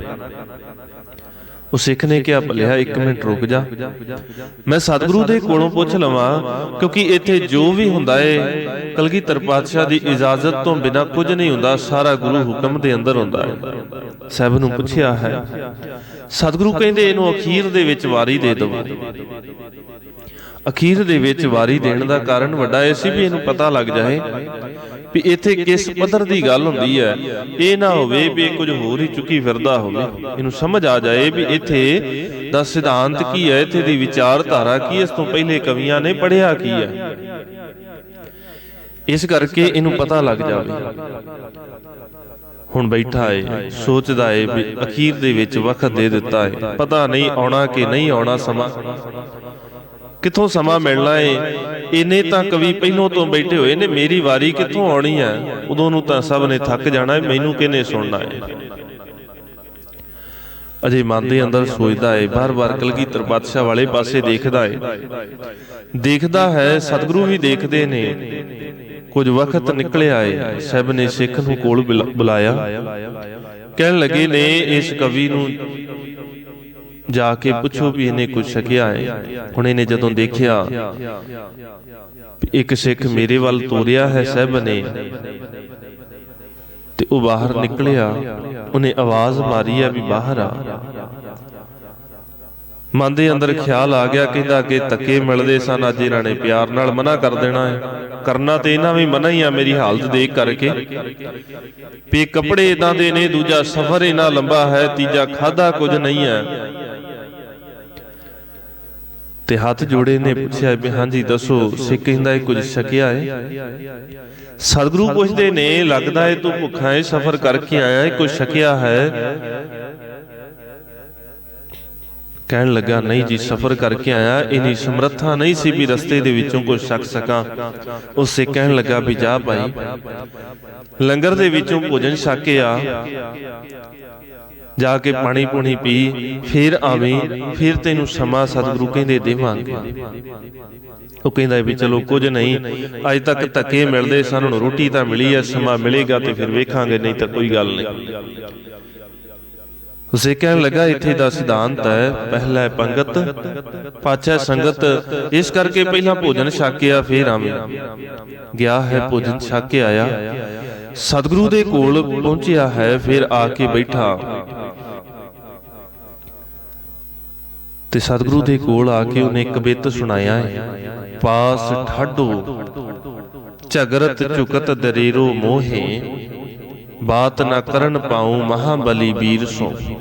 ਕਹਿਣ ਲੱਗਾ, ਮੈਂ ਲਾਗੇ ਖਲੋਤਾ, ਸਾਹਿਬ ਜੀ ਮੇਰੇ ਕੋਲ ਇੰਨੀ ਸਮਰੱਥਾ ਨਹੀਂ ਹੈ, ਤੁਸੀਂ ਤੇ ਮਹਾਬਲੀ ਵੀਰ ਸੂਰਮੇ ਹੋ। ਕਿਉਂਕਿ ਜਦੋਂ ਲੰਗਰ ਛਕਦਾ ਸੀ ਉੱਥੇ ਸਿੱਖਾਂ ਦੀਆਂ ਗੱਲਾਂ ਸੁਣੀਆਂ ਨੇ ਵੀ ਸਤਿਗੁਰੂ ਕਲਗੀਧਰ ਪਾਤਸ਼ਾਹ ਦੀਆਂ ਬਾਤਾਂ ਸੁਣਦੇ ਨੇ, ਤੇ ਜਾ ਕੇ ਕਿਸੇ ਨੂੰ ਪੁੱਛ ਵੀ ਲਿਆ ਵੀ ਇਹ ਕੌਣ ਨੇ, ਇਹਨਾਂ ਦੇ ਬਾਰੇ ਮੈਨੂੰ ਕੋਈ ਦੱਸੋ, ਜਿੱਥੇ ਮੈਨੂੰ ਕਿਸੇ ਸਿੱਖ ਨੇ ਭੇਜਿਆ ਹੈ ਵੀ ਤੇਰੀ ਕਦਰ ਉੱਥੇ ਪੈ ਜਾਏਗੀ। ਕੌਣ ਨੇ ਜਿਨ੍ਹਾਂ ਦੇ ਕਵੀ ਵੀ ਇਦਾਂ ਦੇ ਪਹਿਰਾਵੇ ਪਾ ਕੇ ਆਉਂਦੇ ਨੇ, ਜਿਨ੍ਹਾਂ ਨੂੰ ਮਾਣ ਮਿਲਦਾ ਏ ਤੇ ਮੋਹਰਾਂ ਗਿਣਤੀ ਕੀਤੇ ਬਿਨਾਂ ਹੀ ਦੇ ਦਿੱਤੀਆਂ ਜਾਂਦੀਆਂ ਨੇ, ਇਦਾਂ ਹੀ ਝੋਲੀ ਭਰ ਕੇ। ਕਹਿੰਦਾ, ਮੈਂ ਦੇਖਿਆ ਇਹ ਸਤਿਗੁਰੂ ਜਦੋਂ ਕਵੀਆਂ ਨੂੰ ਖੁਸ਼ ਕਰ ਰਹੇ ਸਨ ਕਵਿਤਾਵਾਂ ਸੁਣਨ ਤੋਂ ਬਾਅਦ, ਕਹਿੰਦੇ ਮੈਂ ਦੇਖਿਆ ਉੱਥੇ ਘੋੜੇ ਵੀ ਸਤਿਗੁਰੂ ਦਾਨ ਕਰੀ ਜਾਂਦੇ ਨੇ, ਇਹਨਾਂ ਧਨ ਦਾਨ ਕਰੀ ਜਾਂਦੇ ਨੇ, ਸੋਹਣੇ ਸ਼ਸਤਰ ਦਈ ਜਾਂਦੇ ਨੇ, ਸੋਨੇ ਦੀਆਂ ਕਲਮਾਂ ਵੰਡੀ ਜਾਂਦੇ ਨੇ। ਕੌਣ ਹੈ ਇਦਾਂ ਦਾ, ਇਹਦੇ ਬਾਰੇ ਦੱਸੋ। ਜਦੋਂ ਸਿੱਖਾਂ ਨੇ ਦੱਸਿਆ ਹੈ ਤੇ ਆ ਕੇ ਕਹਿਣ ਲੱਗਾ, ਸਤਿਗੁਰੂ ਜੀ ਪਾਸ ਠਾਡੋ ਝਗਰਤ ਝੁਕਤ ਦਰੇਰੋ ਮੋਹੇ। ਕਹਿੰਦਾ, ਮੈਂ ਅੱਗੇ ਕਿਸੇ ਦੇ ਕੋਲ ਜਾਣਾ ਸੀ, ਧੱਕੇ ਮਿਲ ਜਾਂਦੇ ਸਨ, ਅੱਜ ਇੱਥੇ ਆਇਆ, ਬਾਤ ਨਾ ਕਰਨ ਪਾਉ ਮਹਾਬਲੀ ਵੀਰ ਸੋ। ਮੈਂ ਕਿਸੇ ਮਹਾਵੀਰ ਬਲੀ ਯੋਧੇ ਦੇ ਨਾਲ ਕਦੇ ਗੱਲ ਨਹੀਂ ਕਰ ਪਾਇਆ। ਐਸੇ ਆਰ ਵਿਕਟ ਨਿਕਟ ਬਸੈ ਨਿਸ ਦਿਨ, ਇਦਾਂ ਦੇ ਦੁਸ਼ਮਣ ਮੇਰੇ ਨੇੜੇ ਰੋਜ਼ਾਨਾ ਦਿਨ ਰਾਤ ਰਹਿੰਦੇ ਨੇ। ਨਿਪਟ ਨਿਸ਼ੰਕ ਸੱਠ ਘੇਰਾ ਫੇਰ ਭੋਰ ਮਏ। ਕਹਿਣ ਲੱਗਾ, ਇਹ ਮੇਰੇ ਅੰਦਰ ਤਾਂ ਲੋਕ ਕਹਿੰਦੇ ਨੇ ਵੀ ਮੈਂ ਮੂਰਖ ਹਾਂ, ਦਲਿਦਰੀ ਹਾਂ, ਲੋਕ ਮੈਨੂੰ ਕਹਿੰਦੇ ਨੇ, ਤਾਨੇ ਮਾਰਦੇ ਨੇ, ਦਾਰਦ ਕਪੂਤ ਤੇਰੋ ਮਰਨ ਬਨਿਓ ਹੈ ਆਜ। ਹਰੇਕ ਇਹ ਗੱਲ ਕਹਿੰਦਾ ਏ ਵੀ ਤੂੰ ਦਾਰਦ ਪੁੱਤਰ ਹੈ, ਤੂੰ ਕਪੂਤ ਹੈ, ਤੇਰੇ ਕੋਲ ਤਾਂ ਕੁਝ ਵੀ ਨਹੀਂ ਹੈ। ਕਰਕੇ ਸਲਾਮ ਵਿਦਾ ਪੂਜੈ ਕਬ ਹੀਰ ਸੋ। ਮੈਂ ਸਲਾਮ ਕਰਕੇ ਤੁਹਾਡੇ ਤੋਂ ਵਿਦਾ ਲੈਣੀ ਹੈ। ਨਾਤਰ ਗੋਬਿੰਦ ਸਿੰਘ ਵਿਕਲ ਕਰਾਂਗੇ ਤੋਹੇ ਟੂਕ ਟੂਕ ਵਹਿ ਹੈ ਗਾਡੇ ਦਾਨਨ ਕੇ ਤੀਰ ਸੋ। ਉਹ ਕਹਿੰਦਾ ਇਹ ਵੀ ਸਤਿਗੁਰੂ ਜੀ ਮੈਨੂੰ ਸਿੱਖ ਨੇ ਗੱਲ ਕਹੀ ਸੀ, ਤੂੰ ਕਲਗੀਧਰ ਪਾਤਸ਼ਾਹ ਦੇ ਕੋਲ ਚਲਾ ਜਾ, ਉੱਥੇ ਜਾ ਕੇ ਤੇਰੇ ਉੱਤੇ ਰਹਿਮਤ ਹੋ ਜਾਏਗੀ, ਤੈਨੂੰ ਟੁੱਕਰ ਮਿਲ ਜਾਏਗਾ, ਤੈਨੂੰ ਧਨ ਮਿਲ ਜਾਏਗਾ। ਉੱਥੇ ਰਹਿਮਤਾਂ ਮਿਲਦੀਆਂ ਨੇ, ਉੱਥੇ ਬੇਅੰਤ ਦਾਤਾਂ ਪ੍ਰਾਪਤ ਹੁੰਦੀਆਂ ਨੇ। ਇਸ ਕਰਕੇ ਸਾਹਿਬ ਜੀ ਮੈਂ ਤੁਹਾਡੇ ਕੋਲ ਆ ਗਿਆ ਤੇ ਸਾਹਿਬ ਨੇ ਇੰਨੀ ਕੁ ਰਹਿਮਤ ਕੀਤੀ ਹੈ, ਇਹਨੂੰ ਇੰਨਾ ਕੁਝ ਦੇ ਦਿੱਤਾ, ਸਾਰੀ ਜ਼ਿੰਦਗੀ ਦੀ ਮੁਤਾਜੀ ਕੱਢ ਦਿੱਤੀ ਹੈ ਵੀ ਕਿਸੇ ਹੋਰ ਦੇ ਕੋਲੋਂ ਮੰਗਣ ਜਾਣ ਦੀ ਲੋੜ ਹੀ ਨਾ ਪਈ। ਕਵੀ ਹੀਰ ਦੇ ਉੱਤੇ ਇੰਨੀ ਬਖਸ਼ਿਸ਼ ਹੋ ਗਈ। ਸਤਿਗੁਰੂ ਦੇ ਕੋਲ ਜੇ ਆਈਏ ਤੇ ਮਾਲਕ ਦਾ ਪਾਵਨ ਬਚਨ ਪੜ੍ਹਦੇ ਆ, ਸਾਹਿਬ ਨੇ ਰਹਿਮਤ ਕੀਤੀ ਹੈ। ਜਿੱਦਣ ਗੁਰੂ ਦੇ ਕੋਲ ਆ ਕੇ ਆਪਣਾ ਆਪ ਗੁਰੂ ਚਰਨਾਂ ਦੇ ਅੰਦਰ ਟਿਕਾ ਦਿੱਤਾ ਤੇ ਸਾਹਿਬ ਕਹਿੰਦੇ ਨੇ, ਜਾਂ ਤੂੰ ਮੇਰਾ ਵੱਲ ਹੈ ਤਾਂ ਕਿਆ ਮੋਹ ਸੰਤਾ, ਤੂੰ ਸਭ ਕੁਛ ਮੈਨੂੰ ਸੌਂਪਿਆ, ਜਾਂ ਤੇਰਾ ਬੰਦਾ ਲਖਮੀ ਟੋਟ ਨ ਆਵਈ। ਖਾਏ ਖਰਚ ਰਹਿੰਦਾ 184 ਮੇਦਨੀ, ਸਭ ਸੇਵ ਕਰੰਦਾ, ਇਹ ਵੈਰੀ ਮਿੱਤਰ ਸਭ ਕੀਤਿਆਂ ਨਹ ਮੰਗੈ ਮੰਦਾ। ਉਦਣ ਜਿਦਣ ਗੁਰੂ ਦੇ ਚਰਨਾਂ ਦੇ ਅੰਦਰ ਆਪਾਂ ਟਿਕਾ ਦਈਏ, ਪਰ ਸਾਡੀ ਅੱਜ ਦੀ ਹਾਲਤ ਕੀ ਹੈ? ਕਲਗੀਧਰ ਪਾਤਸ਼ਾਹ ਦੇ ਜੀਵਨ ਦੀਆਂ ਬੜੀਆਂ ਕਮਾਲ ਦੀਆਂ ਘਟਨਾਵਾਂ ਨੇ। ਸਤਿਗੁਰੂ ਹਰੇਕ ਵਕਤ ਸਾਨੂੰ ਹਰੇਕ ਘਟਨਾ ਦੇ ਵਿੱਚੋਂ ਕੁਝ ਨਾ ਕੁਝ ਸਿਖਾਉਂਦੇ ਨੇ। ਸਤਿਗੁਰੂ ਸਿੱਖਾਂ ਸਮੇਤ ਜਾ ਰਹੇ ਨੇ। ਜਾਂਦਿਆਂ ਹੋਇਆਂ ਰਸਤੇ ਦੇ ਵਿੱਚ ਇੱਕ ਸਿੱਖ ਦੇਖਿਆ ਹੈ। ਉਹ ਸਿੱਖ ਆਪਣੇ ਕੰਮੀ ਲਗਾਏ, ਕਿਰਤੀ ਸਿੱਖ ਹੈ, ਮਿਹਨਤ ਕਰ ਰਿਹਾ ਹੈ, ਦੀਵਾਲਾਂ ਨੂੰ ਲਿੰਬਦਾ ਹੈ। ਪਹਿਲਾਂ ਮਿੱਟੀ ਦੇ ਨਾਲ ਜਾਂ ਗੋਹੇ ਦੇ ਨਾਲ ਕੱਚੀਆਂ ਕੰਧਾਂ ਨੂੰ ਲਿੰਬਿਆ ਜਾਂਦਾ ਸੀ। ਉਹ ਲਿੰਬਦਾ ਪਿਆ ਹੈ। ਉਹ ਆਪਣੇ ਕੰਮੀ ਲੱਗਾ, ਧਿਆਨ ਨਹੀਂ ਕੀਤਾ। ਜਦੋਂ ਉਹਨੇ ਇੱਕਦਮ ਦੇਖਿਆ, ਪਤਾ ਲੱਗਾ ਵੀ ਕਲਗੀਧਰ ਪਾਤਸ਼ਾਹ ਜਾ ਰਹੇ ਨੇ। ਜ਼ੋਰ ਦੇ ਨਾਲ ਘੁੰਮਿਆ ਹੈ, ਹੱਥ ਜੋੜੇ ਨੇ, ਸਤਿਗੁਰੂ ਨੂੰ ਫਤਿਹ ਬੁਲਾਈ ਹੈ। ਜਦੋਂ ਹੱਥ ਜੋੜ ਕੇ ਜ਼ੋਰ ਦੇ ਨਾਲ ਫਤਿਹ ਬੁਲਾਈ, ਧਿਆਨ ਨਾ ਰਿਹਾ ਵੀ ਹੱਥ ਲਿਬੜੇ ਹੋਏ ਨੇ। ਸਤਿਗੁਰੂ ਦੇ ਸਰੀਰ ਦੇ ਉੱਤੇ, ਕੱਪੜਿਆਂ ਦੇ ਉੱਤੇ, ਪਹਿਰਾਵੇ ਦੇ ਉੱਤੇ ਕੁਝ ਛਿੱਟੇ ਪੈ ਗਏ ਨੇ ਉਸ ਮਿੱਟੀ ਦੇ। ਅੱਖਾਂ 'ਚ ਹੰਝੂ ਆ ਗਏ। ਸਤਿਗੁਰੂ ਜੀ, ਬੜੀ ਵੱਡੀ ਗਲਤੀ ਹੋ ਗਈ ਹੈ। ਮੈਂ ਕਾਹਲੀ ਦੇ ਵਿੱਚ ਹੱਥ ਜੋੜੇ ਨੇ, ਇਸ ਮਿੱਟੀ ਦੇ ਛਿੱਟੇ ਤੁਹਾਡੇ ਉੱਤੇ ਪੈ ਗਏ। ਸਤਿਗੁਰੂ ਜੀ ਖਿਮਾ ਕਰ ਦਿਆ ਜੇ ਮਾਲਕ। ਕਹਿੰਦੇ ਤੂੰ ਆਪ ਕਹਿਣਾ ਹੈ ਮੈਂ ਗਲਤੀ ਕੀਤੀ ਹੈ, ਤੂੰ ਮੰਨਦਾ ਏ ਵੀ ਗਲਤੀ ਕੀਤੀ ਹੈ। ਸਭ ਕਹਿੰਦੇ ਜੇ ਤੂੰ ਮੰਨਦਾ ਏ ਵੀ ਗਲਤੀ ਕੀਤੀ ਹੈ ਤੇ ਤੈਨੂੰ ਸਜ਼ਾ ਵੀ ਮਿਲੇਗੀ। ਸਿੱਖ ਕਹਿਣ ਲੱਗਾ, ਸਤਿਗੁਰੂ ਜੀ ਜੋ ਤੁਹਾਡੀ ਰਜ਼ਾ ਹੋਵੇ ਮੈਨੂੰ ਮਨਜ਼ੂਰ ਹੈ, ਮੈਂ ਗਲਤੀ ਕੀਤੀ ਹੈ। ਤੁਹਾਡੇ ਪੁਸ਼ਾਕ ਦੇ ਉੱਤੇ ਮੈਂ ਛਿੱਟੇ ਪਾ ਦਿੱਤੇ ਨੇ, ਜਿਹੜੀ ਸਜ਼ਾ ਤੁਸੀਂ ਦਵੋਗੇ ਮੈਨੂੰ ਮਨਜ਼ੂਰ ਹੈ। ਸਤਿਗੁਰੂ ਕਲਗੀਧਰ ਪਾਤਸ਼ਾਹ ਕਹਿੰਦੇ ਠੀਕ ਹੈ ਭਾਈ, ਤੈਨੂੰ ਸਜ਼ਾ ਦਿੰਨੇ ਆ। ਨਾਲ ਦੇ ਸਿੱਖਾਂ ਵੱਲ ਸਾਹਿਬ ਨੇ ਸੰਬੋਧਨ ਕਰਕੇ ਕਿਹਾ ਹੈ, ਕੋਈ ਸਿੱਖ ਅੱਗੇ ਵਧੇ ਇਹਨੂੰ ਸਜ਼ਾ ਦੇਣ ਵਾਸਤੇ। ਹੁਣ ਸਾਰੇ ਮੇਰੇ ਵਰਗੇ ਦੌੜ ਕੇ ਅੱਗੇ ਆ ਗਏ। ਹਰੇਕ ਚਾਹੁੰਦਾ ਹੈ ਵੀ ਮੈਂ ਕੋਈ ਨਾ ਕੋਈ ਤਰੀਕਾ ਲੱਭ ਕੇ ਇਹਨੂੰ ਸਜ਼ਾ ਦੇ ਦੇਵਾਂ। ਹਰੇਕ ਅੱਗੇ ਵਧਿਆ ਹੈ। ਸਤਿਗੁਰੂ ਕਹਿੰਦੇ ਮੈਂ ਕਿਸੇ ਇੱਕ ਨੂੰ ਕਿਹਾ ਸੀ। ਤੇ ਸਿੱਖ ਕਹਿਣ ਲੱਗੇ, ਸਤਿਗੁਰੂ ਜੀ ਤੁਸੀਂ ਇਹ ਤਾਂ ਕਿਹਾ ਨਹੀਂ ਵੀ ਕੋਈ ਨਾਂ ਲੈ ਕੇ ਕਹਿੰਦੇ, ਤੁਸੀਂ ਤਾਂ ਕਿਹਾ ਸੀ ਵੀ ਹਰੇਕ ਸਿੱਖ, ਕੋਈ ਇੱਕ ਸਿੱਖ ਆ ਜਾਵੇ ਤੇ ਅਸੀਂ ਤਾਂ ਫਿਰ ਸਾਰੇ ਹੀ ਸਿੱਖ ਹਾਂ। ਤੁਸੀਂ ਨਾਂ ਲੈ ਕੇ ਕਹਿੰਦੇ ਤੇ ਫਿਰ ਇੱਕ ਆਉਂਦਾ। ਤੁਸੀਂ ਕਿਹਾ ਸੀ ਵੀ ਸਿੱਖ ਆ ਜਾਵੇ ਅੱਗੇ ਤੇ ਅਸੀਂ ਸਤਿਗੁਰੂ ਜੀ ਤੁਹਾਡੇ ਸਾਰੇ ਹੀ ਸਿੱਖ ਹਾਂ, ਇਸ ਕਰਕੇ ਅਸੀਂ ਸਾਰੇ ਆ ਗਏ। ਸਤਿਗੁਰੂ ਖੁਸ਼ ਹੋਏ, ਕਹਿਣ ਲੱਗੇ ਬੜੀ ਚੰਗੀ ਗੱਲ ਹੈ ਵੀ ਸਾਰੇ ਆ ਗਏ ਹੋ, ਪਰ ਸਾਡਾ ਮਨ ਨਾ ਹੁਣ ਬਦਲ ਗਿਆ। ਤੁਸੀਂ ਸਾਰੇ ਹੀ ਨਾ ਇਸ ਗੱਲ ਨੂੰ, ਸਾਡੇ ਇਸ ਹੁਕਮ ਨੂੰ ਭੁੱਲ ਜਾਵੋ ਵੀ ਇਹਨੂੰ ਸਜ਼ਾ ਦੇਣੀ ਹੈ। ਹੁਣ ਕੋਈ ਸਿੱਖ ਇੱਕ ਅੱਗੇ ਆਵੇ, ਇਹਦੀ ਉਮਰ ਹੈ, ਇਹ ਕਿਰਤੀ ਹੈ ਤੇ ਇਹਦੇ ਆਨੰਦ ਕਾਰਜ ਕਰਨੇ ਨੇ, ਕੋਈ ਆਪਣੀ ਧੀ ਦਾ ਰਿਸ਼ਤਾ ਇਹ ਸਿੱਖ ਨੂੰ ਦੇਵੇ। ਹੁਣ ਕੋਈ ਅੱਗੇ ਨਾ ਵਧਿਆ। ਕੁਝ ਵਕਤ ਬੀਤਿਆ ਹੈ। ਸਤਿਗੁਰੂ ਕਹਿੰਦੇ ਭਾਈ ਕੋਈ ਤਾਂ ਵਧੋ। ਅੱਗੇ ਤਾਂ ਸਾਰੇ ਹੀ ਸਿੱਖ ਸੀ, ਹੁਣ ਕੀ ਹੋਇਆ? ਹੁਣ ਵੀ ਤਾਂ ਸ਼ਬਦ ਮੈਂ ਉਹੀ ਵਰਤੇ ਨੇ ਵੀ ਕੋਈ ਸਿੱਖ ਅੱਗੇ ਵਧੇ ਤੇ ਆਪਣੀ ਧੀ ਦਾ ਰਿਸ਼ਤਾ ਇਹਦੇ ਨਾਲ ਜੋੜੇ। ਭਾਈ ਅਜਬ ਸਿੰਘ ਨੇ ਹੱਥ ਜੋੜੇ ਨੇ, ਕਹਿਣ ਲੱਗੇ ਸਤਿਗੁਰੂ ਜੀ ਗਲਤੀ ਹੋ ਗਈ, ਕੁਝ ਵਕਤ ਬਤੀਤ ਹੋ ਗਿਆ, ਮੈਂ ਆਪਣੀ ਧੀ ਦਾ ਰਿਸ਼ਤਾ ਇਹਦੇ ਵੱਲ ਕਰਦਾ, ਤੁਸੀਂ ਕਿਰਪਾ ਕਰੋ। ਮੇਰੇ ਕੋਲੋਂ ਇਹ ਗਲਤੀ ਹੋਈ ਹੈ ਵੀ ਮੈਂ ਸਮਾਂ ਥੋੜਾ ਜਿਹਾ ਖੁੰਝਾ ਦਿੱਤਾ ਹੈ। ਸਤਿਗੁਰੂ ਨੇ ਉੱਥੇ ਸਾਨੂੰ ਇਹ ਗੱਲ ਸਿਖਾਈ ਸੀ ਵੀ ਜਿਸ ਵਕਤ ਰਿਸ਼ਤਾ ਕਰਨਾ ਹੈ ਉਸ ਵਕਤ ਦੋ ਚੀਜ਼ਾਂ ਚੇਤਾ ਰੱਖਣੀਆਂ ਨੇ। ਕਿਰਤੀ ਹੈ, ਗੁਰੂ ਹੁਕਮ ਦੇ ਅੰਦਰ ਚੱਲਣ ਵਾਲਾ ਹੈ, ਗੁਰੂ ਦੀ ਰਜ਼ਾ ਦੇ ਵਿੱਚ ਹੈ। ਏਡਾ ਕੁ ਗੁਰੂ ਦੇ ਨਾਲ ਪਿਆਰ ਹੈ ਵੀ ਸਤਿਗੁਰੂ ਕਹਿੰਦੇ ਨੇ ਸਜ਼ਾ ਦੇਣੀ ਹੈ ਤੇ ਸਜ਼ਾ ਵਾਸਤੇ ਤਿਆਰ ਹੋ ਜਾਂਦਾ ਹੈ। ਮਿਹਨਤ ਕਰ ਰਿਹਾ ਹੈ, ਗੁਰੂ ਦਾ ਸਿੱਖ ਹੈ, ਇਹਨਾਂ ਦੇਖਣਾ ਹੈ। ਅਸੀਂ ਇਹਨਾਂ ਦੇਖਦੇ ਹਾਂ। ਅਸੀਂ ਪਹਿਲਾਂ ਦੇਖਦੇ ਹਾਂ ਜ਼ਾਤ ਕੀ ਹੈ, ਫਿਰ ਦੇਖਦੇ ਹਾਂ ਕੋਠੀਆਂ ਕਿੰਨੀਆਂ ਨੇ, ਫਿਰ ਦੇਖਦੇ ਹਾਂ ਬੈਂਕ ਬੈਲੈਂਸ ਕਿੰਨਾ, ਤੇ ਬਹੁਤੀ ਵਾਰ ਜੋ ਦੇਖਣਾ ਸੀ ਉਹ ਭੁੱਲ ਗਏ। ਬਹੁਤਿਆਂ ਨੇ ਸਾਰਾ ਕੁਝ ਦੇਖ ਲਿਆ ਪਰ ਇਹ ਦੇਖਿਆ ਹੀ ਨਾ ਵੀ ਗੁਰੂ ਚਰਨਾਂ ਦੇ ਅੰਦਰ ਇਹ ਜੁੜਿਆ ਹੈ ਕਿ ਨਹੀਂ, ਪਿਆਰ ਹੈ ਗੁਰੂ ਦੇ ਨਾਲ ਕਿ ਨਹੀਂ, ਬਾਣੀ ਬਾਣੇ ਦੇ ਨਾਲ ਜੁੜਿਆ ਏ, ਸਿਰ ਦੇ ਉੱਤੇ ਦਸਤਾਰ ਹੈਗੀ ਹੈ ਕਿ ਨਹੀਂ, ਅੰਮ੍ਰਿਤ ਦਾ ਧਾਰਨੀ ਹੈ ਕਿ ਨਹੀਂ, ਬਾਣੀ ਪੜ੍ਹਦਾ ਏ ਕਿ ਨਹੀਂ, ਸਾਰਾ ਕੁਝ ਭੁਲਾ ਦਿੱਤਾ। ਫਿਰ ਕਹਿੰਦੇ ਆ ਜੀ ਸਤਿਗੁਰੂ ਜੀ ਤੁਸੀਂ ਮਾੜਾ ਕਰ ਦਿੱਤਾ, ਸਾਨੂੰ ਤਾਂ ਦੁੱਖ ਹੀ ਬੜੇ ਨੇ। ਸਤਿਗੁਰੂ ਨੇ ਹਰੇਕ ਥਾਂ ਸਾਨੂੰ ਸਿਖਾਇਆ ਹੈ। ਸਿੱਖ ਦੇ ਉੱਤੇ ਸਤਿਗੁਰੂ ਨੇ ਰਹਿਮਤਾਂ ਕੀਤੀਆਂ, ਬਖਸ਼ਿਸ਼ਾਂ ਕੀਤੀਆਂ ਨੇ। ਮਾਲਕ ਨੇ ਪਹਿਲੀ ਗੱਲ ਹੀ ਇਹ ਸਿਖਾਈ ਸੀ ਵੀ ਕਿਰਤੀ ਹੋਵੋ, ਸਿੱਖ ਕਿਰਤੀ ਹੋਵੇ। ਤੇ ਜਿਹੜਾ ਕਿਰਤੀ ਹੈ, ਅਸੀਂ ਕਈ ਵਾਰ ਦੇਖ ਲੈਨੇ ਆ ਵੀ ਜੀ ਇਹਦੇ ਕੋਲ 20 ਕਿੱਲੇ ਨੇ, ਕਰਦਾ ਕੀ ਹੈ ਜੀ, ਕਰਨ ਦੀ ਕੁਝ ਲੋੜ ਹੀ ਨਹੀਂ ਪੈਂਦੀ। ਹੁੰਦਾ ਨਾ ਕਈ ਵਾਰ ਏਦਾਂ ਵੀ ਜੀ ਕਰਨ ਦੀ ਕੁਝ ਲੋੜ ਹੀ ਨਹੀਂ ਪੈਂਦੀ, 20 ਕਿੱਲੇ ਹੈਗੇ ਨੇ, ਦਾਦਿਆਂ ਪੜਦਾਦਿਆਂ ਦੇ ਕੰਮ ਚੱਲੀ ਜਾਂਦਾ, ਕਿੰਨਾ ਕੁ ਚਿਰ ਚੱਲੇਗਾ। ਜੋੜਿਆ ਕੀ ਹੈ, ਉਹਨੇ ਆਪ ਕੀ ਕਮਾਇਆ।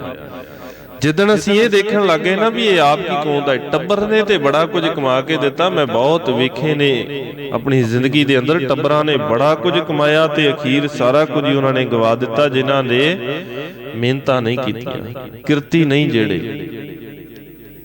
ਕਿਰਤੀ ਲੱਭੀਏ ਤੇ ਜੀਵਨ ਦੇ ਅੰਦਰ ਖੁਸ਼ਹਾਲੀ ਰਹੇਗੀ। ਘੱਟ ਹੋਵੇਗਾ ਪਰ ਮਿਹਨਤੀ ਹੋਵੇਗਾ। ਕਿਸੇ ਦੇ ਕੋਲ ਮੁਤਾਜੀ ਨਹੀਂ, ਜਿਹਨੇ ਕਿਰਤ ਨਹੀਂ ਕੀਤੀ ਉਹ ਜਿੰਨਾ ਹੈਗਾ ਏ ਉਹਨਾਂ ਵੀ ਗਵਾ ਦੇਵੇਗਾ। ਤੇ ਉਹਦੇ ਵਾਸਤੇ ਜ਼ਰੂਰੀ ਹੈ ਗੁਰੂ ਚਰਨਾਂ ਦੇ ਅੰਦਰ ਟਿਕਣਾ। ਸਭ ਨੇ ਰਹਿਮਤ ਕੀਤੀ। ਮਾਲਕ ਕਹਿਣ ਲੱਗੇ ਨੇ ਜਿਹੜੇ ਗੁਰੂ ਦੇ ਨਾਲ ਜੁੜੇ ਨੇ ਉਹ ਸੱਚਮੁੱਚ ਇਸ ਸੰਸਾਰ ਦੇ ਅੰਦਰ ਸਫਲੇ ਹੋ ਜਾਂਦੇ ਨੇ, ਨਹੀਂ ਤਾਂ ਫਿਰ ਜ਼ਿੰਦਗੀ ਵਿਅਰਥ ਹੈ। ਬਿਰਥੀ ਸਾਖਤ ਕੀ ਆਰਜਾ, ਸਾਚ ਬਿਨਾ ਕਹੂੰ ਵਤ ਸੂਚਾ। ਸਾਖਤ ਦੀ ਆਰਜ਼ਾ ਵਿਅਰਥ ਹੈ। ਉਹ ਜ਼ਿੰਦਗੀ ਸਾਰੀ ਐਵੇਂ ਹੀ ਬਤੀਤ ਹੋ ਜਾਂਦੀ ਹੈ, ਕਿਸੇ ਦੇ ਭਲੇ ਦੇ ਲਈ ਉਹਨੇ ਕਦੇ ਆਪਣੇ ਜੀਵਨ ਨੂੰ ਵਰਤਿਆ ਹੀ ਨਹੀਂ ਹੈ। ਕਿ ਜਿਹੜੇ ਗੁਰੂ ਚਰਨਾਂ ਦੇ ਨਾਲ ਜੁੜੇ ਨੇ ਉਹਨਾਂ ਦੀ ਗੱਲ ਸਭ ਕਰਦੇ ਨੇ। ਜਨ ਪਰ ਉਪਕਾਰੀ ਆਏ, ਜੀ ਦਾਨ ਦੇ ਭਗਤੀ ਲਾਇਨ, ਹਰਸਿਓ ਲੈਨ ਮਿਲਾਏ। ਜਿਹੜੇ ਪਰਉਪਕਾਰੀ ਨੇ ਤੇ ਪਰਉਪਕਾਰੀ ਤਾਂ ਕਲਗੀਧਰ ਪਾਤਸ਼ਾਹ ਦੇ ਵਰਗਾ ਕੋਈ ਸੰਸਾਰ ਦੇ ਅੰਦਰ ਹੋਣਾ ਹੀ ਨਹੀਂ। ਕਲਗੀਧਰ ਪਾਤਸ਼ਾਹ ਵਰਗਾ ਪਰਉਪਕਾਰੀ ਸਾਰੀ ਕਾਇਨਾਤ ਦੇ ਅੰਦਰ ਕੋਈ ਨਹੀਂ ਹੋਣਾ। ਜਿਸ ਪਾਤਸ਼ਾਹ ਦਾ ਜਨਮ ਪਟਨਾ ਸਾਹਿਬ ਦੀ ਧਰਤੀ ਦੇ ਉੱਤੇ ਹੁੰਦਾ ਹੈ। ਧੰਨ ਗੁਰੂ ਤੇਗ ਬਹਾਦਰ ਪਾਤਸ਼ਾਹ ਦੇ ਗ੍ਰਹਿ ਵਿਖੇ ਮਾਤਾ ਗੁਜਰ ਕੌਰ ਜੀ ਦੀ ਕੁੱਖ ਤੋਂ ਜਨਮ ਹੁੰਦਾ ਹੈ। ਪਿਤਾ ਧੰਨ ਗੁਰੂ ਤੇਗ ਬਹਾਦਰ ਪਾਤਸ਼ਾਹ ਉਸ ਵਕਤ ਅਸਾਮ ਦੇ ਵਿੱਚ ਨੇ। ਵਾਪਸੀ ਦੇ ਵਿੱਚ ਆਉਂਦੇ ਨੇ, ਕੁਝ ਦਿਨ ਠਹਿਰਦੇ ਨੇ ਤੇ ਵਾਪਸ ਅਨੰਦਪੁਰ ਸਾਹਿਬ ਆ ਜਾਂਦੇ ਨੇ। ਜਿਸ ਵਕਤ ਸਤਿਗੁਰੂ ਅਨੰਦਪੁਰ ਸਾਹਿਬ ਆਉਂਦੇ ਨੇ 6 ਸਾਲ ਦੀ ਉਮਰ ਹੈ ਤੇ 9 ਸਾਲ ਦੀ ਉਮਰ ਦੇ ਵਿੱਚ ਧੰਨ ਗੁਰੂ ਤੇਗ ਬਹਾਦਰ ਪਾਤਸ਼ਾਹ ਦੀ ਸ਼ਹਾਦਤ ਹੋ ਜਾਂਦੀ ਹੈ। ਲਗਭਗ 3-3.5 ਸਾਲ ਸਤਿਗੁਰੂ ਗੁਰੂ ਗੋਬਿੰਦ ਸਿੰਘ ਮਹਾਰਾਜ ਧੰਨ ਗੁਰੂ ਤੇਗ ਬਹਾਦਰ ਪਾਤਸ਼ਾਹ ਦਾ ਨੇੜੇ ਰਹਿ ਕੇ ਸਰੀਰਕ ਤੌਰ ਦੇ ਉੱਤੇ ਪਿਆਰ ਮਾਣ ਸਕੇ ਨੇ। ਸਿਰਫ 3-3.5 ਸਾਲ, ਉਹ ਤਾਂ ਸਮਾਂ ਪ੍ਰਾਪਤ ਨਹੀਂ ਹੋਇਆ ਕੋਲ ਰਹਿਣ ਦਾ। ਇਦਾਂ ਹੀ ਨਿਕਲ ਗਈ ਹੈ ਸਾਰੀ ਜ਼ਿੰਦਗੀ। ਤਾਂ ਹੀ ਤਾਇਲਾ ਯਾਰ ਖਾਨ ਜੋਗੀ ਵਰਗਿਆਂ ਨੇ ਗੱਲ ਕਹਿ ਦਿੱਤੀ। ਕਹਿਣ ਲੱਗੇ ਨੇ ਕਰਤਾਰ ਕੀ ਸੌਗੰਧ ਹੈ, ਨਾਨਕ ਕੀ ਕਸਮ ਹੈ, जितनी भी तारीफ हो गोबिंद की वो कम है। हर चंद मेरे हाथ में पुरजोर कलम है, सतगुरु के लिखूं वसफ कहां ताबे रकम है। वो कहता है मेरे कोल ताकतवर कलम हैगी है, पर सच ये है भी मेरे कोल शब्द एडे कमाल दे नहीं हैगे, इस पाया दे इस पद्धर दे नहीं हैगे कि धन गुरु ते गुरु गोबिंद सिंह महाराज सच्चे पातशाह दी उस्तत लिख सका। मेरे कोल इदां दे शब्द ही नहीं हैगे। कहने लगे उदा कारण है एक आंख से बुलबुला क्या कुल बहर को देखे, साहिल को मझधार को या लहर को देखे। एक बुलबुला किसी समुंदर दे अंदर कंडे नूं देखे, विच देखे ਜਾਂ ਉਹਦੇ ਵਿੱਚੋਂ ਉੱਠਦੀਆਂ ਹੋਈਆਂ ਲਹਿਰਾਂ ਨੂੰ ਦੇਖੇ। ਕਲਗੀਧਰ ਪਾਤਸ਼ਾਹ ਜੀ ਤੁਹਾਡੇ ਜੀਵਨ ਨੂੰ ਦੇਖੀਏ, ਤੁਹਾਡਾ ਬਚਪਨ ਦੇਖੀਏ ਤੇ ਬਚਪਨ ਦੇ ਅੰਦਰ ਤੁਸੀਂ ਗੈਰਤ ਦੀ ਗੱਲ ਪਟਨਾ ਸਾਹਿਬ ਦੀ ਧਰਤੀ ਦੇ ਉੱਤੇ ਉਦੋਂ ਸਿਖਾਉਣੀ ਸ਼ੁਰੂ ਕਰ ਦਿੱਤੀ ਜਦੋਂ ਤੁਸੀਂ ਬੱਚਿਆਂ ਦੇ ਨਾਲ ਖੇਡਦੇ ਹੋ, ਹਾਣੀਆਂ ਦੇ ਨਾਲ ਖੇਡਦੇ ਹੋ ਤੇ ਨਵਾਬ ਲੰਘਦੇ ਨੇ, ਤੁਸੀਂ ਉਹਨਾਂ ਦੇ ਮੂੰਹ ਚੜਾ ਦਿੰਦੇ। ਤੁਸੀਂ ਟੋਲੀਆਂ ਬਣਾ ਕਰਕੇ ਬਚਪਨ ਦੇ ਵਿੱਚ ਮੈਦਾਨੇ ਜੰਗ ਵਰਗਾ ਮਾਹੌਲ ਸਿਰਜ ਕਰਕੇ ਤੇ ਸਾਥੀਆਂ ਦੇ ਨਾਲ ਯੁੱਧ ਕਰਦੇ ਹੋ। ਤੁਹਾਡੇ ਉਸ ਵਕਤ ਨੂੰ ਦੇਖੀਏ ਜਾਂ ਤੁਹਾਡੇ ਉਸ ਵਕਤ ਨੂੰ ਦੇਖੀਏ ਜਦੋਂ ਰਾਣੀ ਮੈਣੀ ਕਵੇ ਵੀ ਮੈਨੂੰ ਪੁੱਤਰ ਦੀ ਲੋੜ ਹੈ, ਤੁਸੀਂ ਉਹਦੀ ਗੋਦ 'ਚ ਬੈਠ ਕਰਕੇ ਕਹਿ ਦੇਵੋ ਵੀ ਮਾਂ ਅੱਜ ਤੋਂ ਮੈਂ ਤੇਰਾ ਪੁੱਤਰ ਹਾਂ। ਤੁਹਾਡੀ ਉਸ ਗੱਲ ਨੂੰ ਦੇਖੀਏ ਵੀ ਪੰਡਤ ਸ਼ਿਵਦੱਤ ਨੂੰ ਤੁਸੀਂ ਏਡੀ ਰਹਿਮਤ ਕਰ ਦੇਵੋ, ਉਹਦੇ ਇਸ਼ਟ ਦੇ ਰੂਪ ਦੇ ਵਿੱਚ ਤੁਸੀਂ ਉਹਨੂੰ ਦਰਸ਼ਨ ਦੇ ਦੇਵੋ।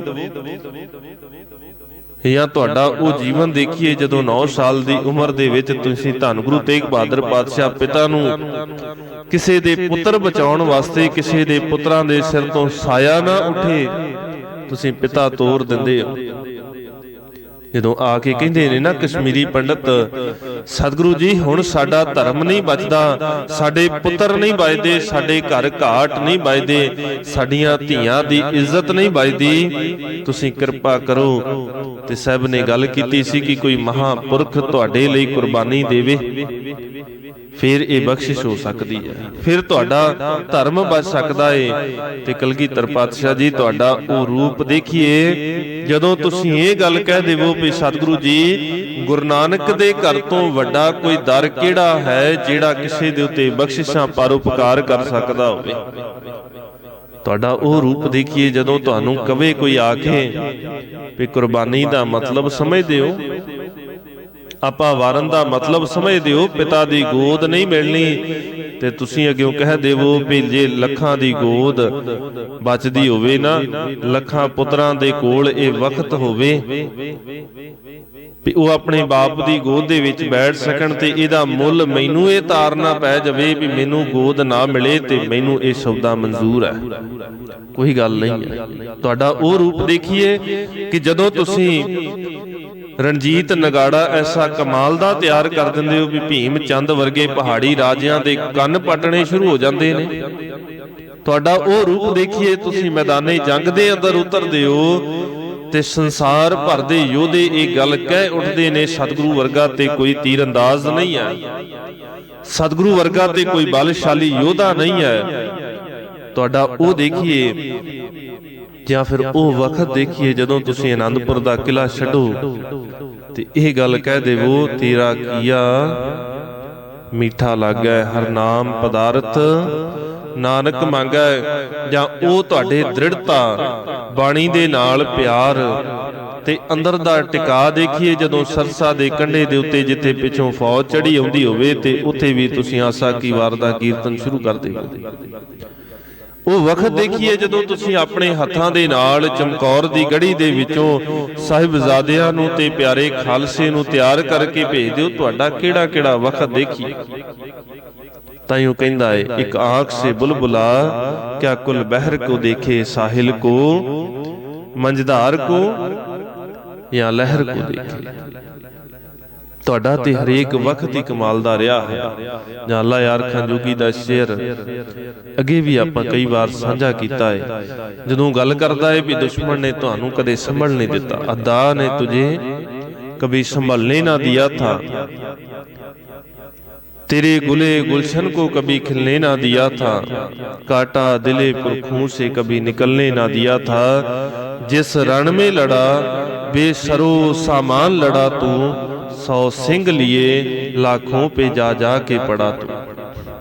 मैदाने जंग की गल जे तेरी देखिए सतगुरु, ते जिस मैदाने जंग की गल कर लईए उस मैदाने जंग के अंदर कुछ गिणती के सिख लैके लखां की गिणती के नाल पिट जांदा ते लड़दा किवें आ, बेसरो सामान, ना तेरे कोल बहुते सिर हुंदे ने लड़न वास्ते, ना कोई बहुता जंगी समान हुंदा है लड़न वास्ते। तेरे मैदाने जंग नूं देख करके हैरानी हो जाती है भी तेरे नाल लड़न वालियां दे कोल बहुती वार टुटियां ते खुंडियां होईयां किरपानां ने। तेरी फौज दे विच लड़न वाले कोई बहुते सिखियक सिपाही नहीं है, कोई ट्रेंड सिपाही नहीं है तेरे कोल लड़न वाले। तां कदे तेरा लांगरी हुंदा है जिहदे हत्थ दे विच कड़छा है, कदे कोई महंत हुंदा है जिहदे कोल सलोतर है, ਉਹਦੇ ਨਾਲ ਹੀ लड़ी जांदे ने, कोई कड़छे दे नाल लड़ी जांदा है ते भांडियां दे नाल भी लड़ी जांदे ने, ते मैदाने जंग जित के तू वापस आ जांदा। सतगुरु तेरा केड़ा जीवन देखिए, ਜਾਂ तेरा ਉਹ ਚੋਜ देखिए जिस दिन 1699 ਦੀ ਵਿਸਾਖੀ ਵਾਲੇ ਦਿਨ तो खंडे बाटे दी पाहुल दे करके गल कही सी है, दुनिया दे दबे ते कुचले लोगों तुहाडे उत्ते मैं एक बख्शिश करन लगा, जिन्हां दे घरां दे अंदर कदे सरदारी नहीं सी आई, जिहड़े कदे घोड़ियां ते चढ़ नहीं सन सकदे, जिहड़े कदे शस्त्र नहीं रख सकदे, जिनकी जात कुल माही सरदारी ना भई किदाही तिन्ही को सरदार बनाऊं, तबै गोबिंद सिंह नाम कहाऊं। ਤੂੰ ਉਹਨਾਂ ਨੂੰ ਸਰਦਾਰ ਬਣਾ ਦਿੱਤਾ ਜਿਹੜੇ ਸ਼ੂਦਰ ਕਹਿ ਕਰਕੇ ਪੈਰਾਂ ਦੇ ਵਿੱਚ ਬੈਠਦੇ ਸਨ। ਜਿਨ੍ਹਾਂ ਨੂੰ ਇਹਨਾਂ ਨੀਵਾਂ ਸਮਝਿਆ ਤੂੰ ਉਹਨਾਂ ਨੂੰ ਘੋੜਿਆਂ ਦੇ ਸ਼ਾਹ ਅਸਵਾਰ ਬਣਾ ਦਿੱਤਾ। ਜਾਂ ਤੇਰੇ ਉਸ ਵਕਤ ਦੀ ਗੱਲ ਕਰੀਏ ਜਿਨ੍ਹਾਂ ਨੂੰ ਦੱਬਿਆ ਜਾਂਦਾ ਸੀ, ਅੱਜ ਉਹ ਆਲਮ ਚੰਦ ਤੇ ਬਲੀਆ ਚੰਦ ਵਰਗੇ ਰਾਜਿਆਂ ਦੇ ਮੂਹਰੇ ਖਲੋ ਕੇ ਗੱਲ ਕਹਿ ਦਿੰਦੇ ਨੇ, ਉਹ ਵਕਤ ਚਲਾ ਗਿਆ ਜਦੋਂ ਤੁਹਾਡੇ ਪੈਰਾਂ 'ਚ ਬੈਠਦੇ ਸੀ। ਤਾਂ ਹੀ ਤਾਂ ਕਵੀ ਹਰਦਾਸ ਇਹ ਗੱਲ ਵਾਰ-ਵਾਰ ਕਹਿੰਦਾ ਹੈ ਕਹਿਤ ਹਰਦਾਸ ਸ੍ਰੀ ਗੁਰੂ ਗੋਬਿੰਦ ਸਿੰਘ ਤੇਰੇ ਖਲ ਖੰਡ ਕੀ ਵਿਦੇਸ਼ ਧਾਕ ਪਈ ਹੈ। ਇਹ ਸ਼ੇਰ ਮੈਨੂੰ ਨਾ ਬੜਾ ਪਿਆਰਾ ਲੱਗਦਾ ਹੈ ਜਦੋਂ ਖਾਲਸੇ ਦੀ ਮਹਿਮਾ ਕਰਦਾ ਹੈ, ਬੜਾ ਪਿਆਰਾ ਲੱਗਦਾ ਹੈ ਸ਼ੇਰ ਕਿ ਅੱਜ ਅਸੀਂ ਕਿੱਥੇ ਆ ਤੇ ਉਹ ਕਵੀ ਹਰਦਾਸ ਨੇ ਜਿਸ ਦਿਨ ਇਹ ਗੱਲ ਕਹੀ ਸੀ ਉਦਣ ਕਿੱਡੀ ਕੁ ਚੜ੍ਹਦੀ ਕਲਾ ਦੇ ਵਿੱਚ ਹੋਵੇਗਾ ਖਾਲਸਾ, ਜਦੋਂ ਕਹਿੰਦਾ ਹੈ ਤੇਰੇ ਖਲ ਖੰਡ ਕੀ ਵਿਦੇਸ਼ ਧਾਕ ਪਈ ਹੈ। ਜਾਂ ਦਿਨ ਤੇ ਖਾਲਸਾ ਸਜਾਇਓ ਗੁਰੂ ਪਾਤਸ਼ਾਹ ਜੀ, ਤਾਂ ਦਿਨ ਤੇ ਸ਼ਾਹਨ ਕੀ ਸ਼ਾਹੀ ਸੁਆਹ ਪਈ ਹੈ। ਵੱਡੇ ਵੱਡੇ ਸ਼ਹਿਨਸ਼ਾਹਾਂ ਦੀ ਸ਼ਹਿਨਸ਼ਾਹੀਅਤ ਸੁਆਹ ਹੋ ਗਈ, ਤੇਰੇ ਖਾਲਸੇ ਦੇ ਮੂਹਰੇ ਫਿੱਕੇ ਰਹਿ ਗਏ ਨੇ। ਵੱਡੇ ਵੱਡੇ ਬਾਦਸ਼ਾਹ ਆ ਕੇ ਸਲਾਮਾਂ ਕਰਦੇ ਨੇ। ਅੱਜ ਅਸੀਂ ਬਹੁਤਿਆਂ ਨੇ ਨਾਮਾਂ ਦੇ ਨਾਲ ਖਾਲਸੇ ਲਾਇਆ ਹੈ, ਸਿੰਘ ਲਾਇਆ ਹੈ, ਪਰ ਮੁਥਾਜੀਆਂ ਕੱਢਦੇ ਫਿਰਦੇ ਆ, ਕਦੇ ਕਿਸੇ ਲੀਡਰ ਦੀ ਕਦੇ ਕਿਸੇ ਲੀਡਰ ਦੀ। ਸਤਿਗੁਰੂ ਨੇ ਤਾਂ ਰਹਿਮਤ ਕੀਤੀ ਸੀ, ਭਲਿਆ ਗੁਣ ਧਾਰਨ ਕਰ, ਤੇਰੇ ਅੰਦਰ ਗੁਣ ਹੋਵੇ ਦਇਆ ਦਾ, ਤੇਰੇ ਅੰਦਰ ਗੁਣ ਹੋਵੇ ਧਰਮ ਦਾ, ਤੇਰੇ ਅੰਦਰ ਗੁਣ ਹੋਵੇ ਹਿੰਮਤ ਦਾ, ਤੇਰੇ ਅੰਦਰ ਗੁਣ ਹੋਵੇ ਮੋਹਕਮ ਦਾ, ਤੇ ਮਾਲਕ ਤਾਂ ਫਿਰ ਤੂੰ ਆਪਣਾ ਆਪੇ ਹੀ ਬਣ ਜਾਣਾ, ਸਾਹਿਬ ਤਾਂ ਆਪੇ ਹੀ ਬਣ ਜਾਏਗਾ। ਫਿਰ ਕਿਸੇ ਹੋਰ ਦੀ ਲੋੜ ਹੀ ਨਹੀਂ ਪੈਣੀ, ਫਿਰ ਕਿਸੇ ਲੀਡਰ ਦੀ ਲੋੜ ਨਹੀਂ ਪੈਣੀ, ਤੂੰ ਖੁਦ ਮੁਖਤਿਆਰ ਹੋ ਜਾਏਗਾ ਜਿੱਦਣ ਬਾਣੀ ਤੇ ਬਾਣੇ ਦੇ ਨਾਲ ਜੁੜੇਗਾ।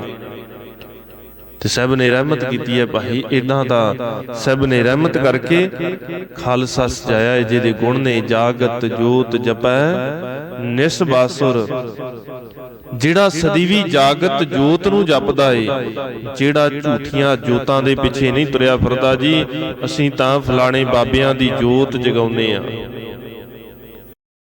ਆ, ਅਸੀਂ ਐਤਵਾਰ ਨੂੰ ਜੋਤ ਜਗਾਉਂਦੇ ਆ, ਅਸੀਂ ਫਲਾਣੇ ਪੀਰ ਦੀ ਜੋਤ ਜਗਾਉਂਦੇ ਆ। ਜਦੋਂ ਤੱਕ ਉਸ ਪਾਸਿਆਂ ਤੋਂ ਨਹੀਂ ਹਟਦੇ ਉਦੋਂ ਤੱਕ ਸਭ ਕਹਿੰਦੇ ਨੇ ਤੇਰੇ ਉੱਤੇ ਰਹਿਮਤ ਨਹੀਂ ਹੋਣੀ। ਇਹ ਖਾਲਸੇ ਦੀ ਨਿਸ਼ਾਨੀ ਹੈ ਜਿਹੜੀ ਕਲਗੀਧਰ ਪਾਤਸ਼ਾਹ ਨੇ ਸਾਨੂੰ ਸਿਖਾਈ ਹੈ, ਪਰ ਅਸੀਂ ਕਿੱਥੇ ਪੜ੍ਹ ਕੇ ਰਾਜੀ।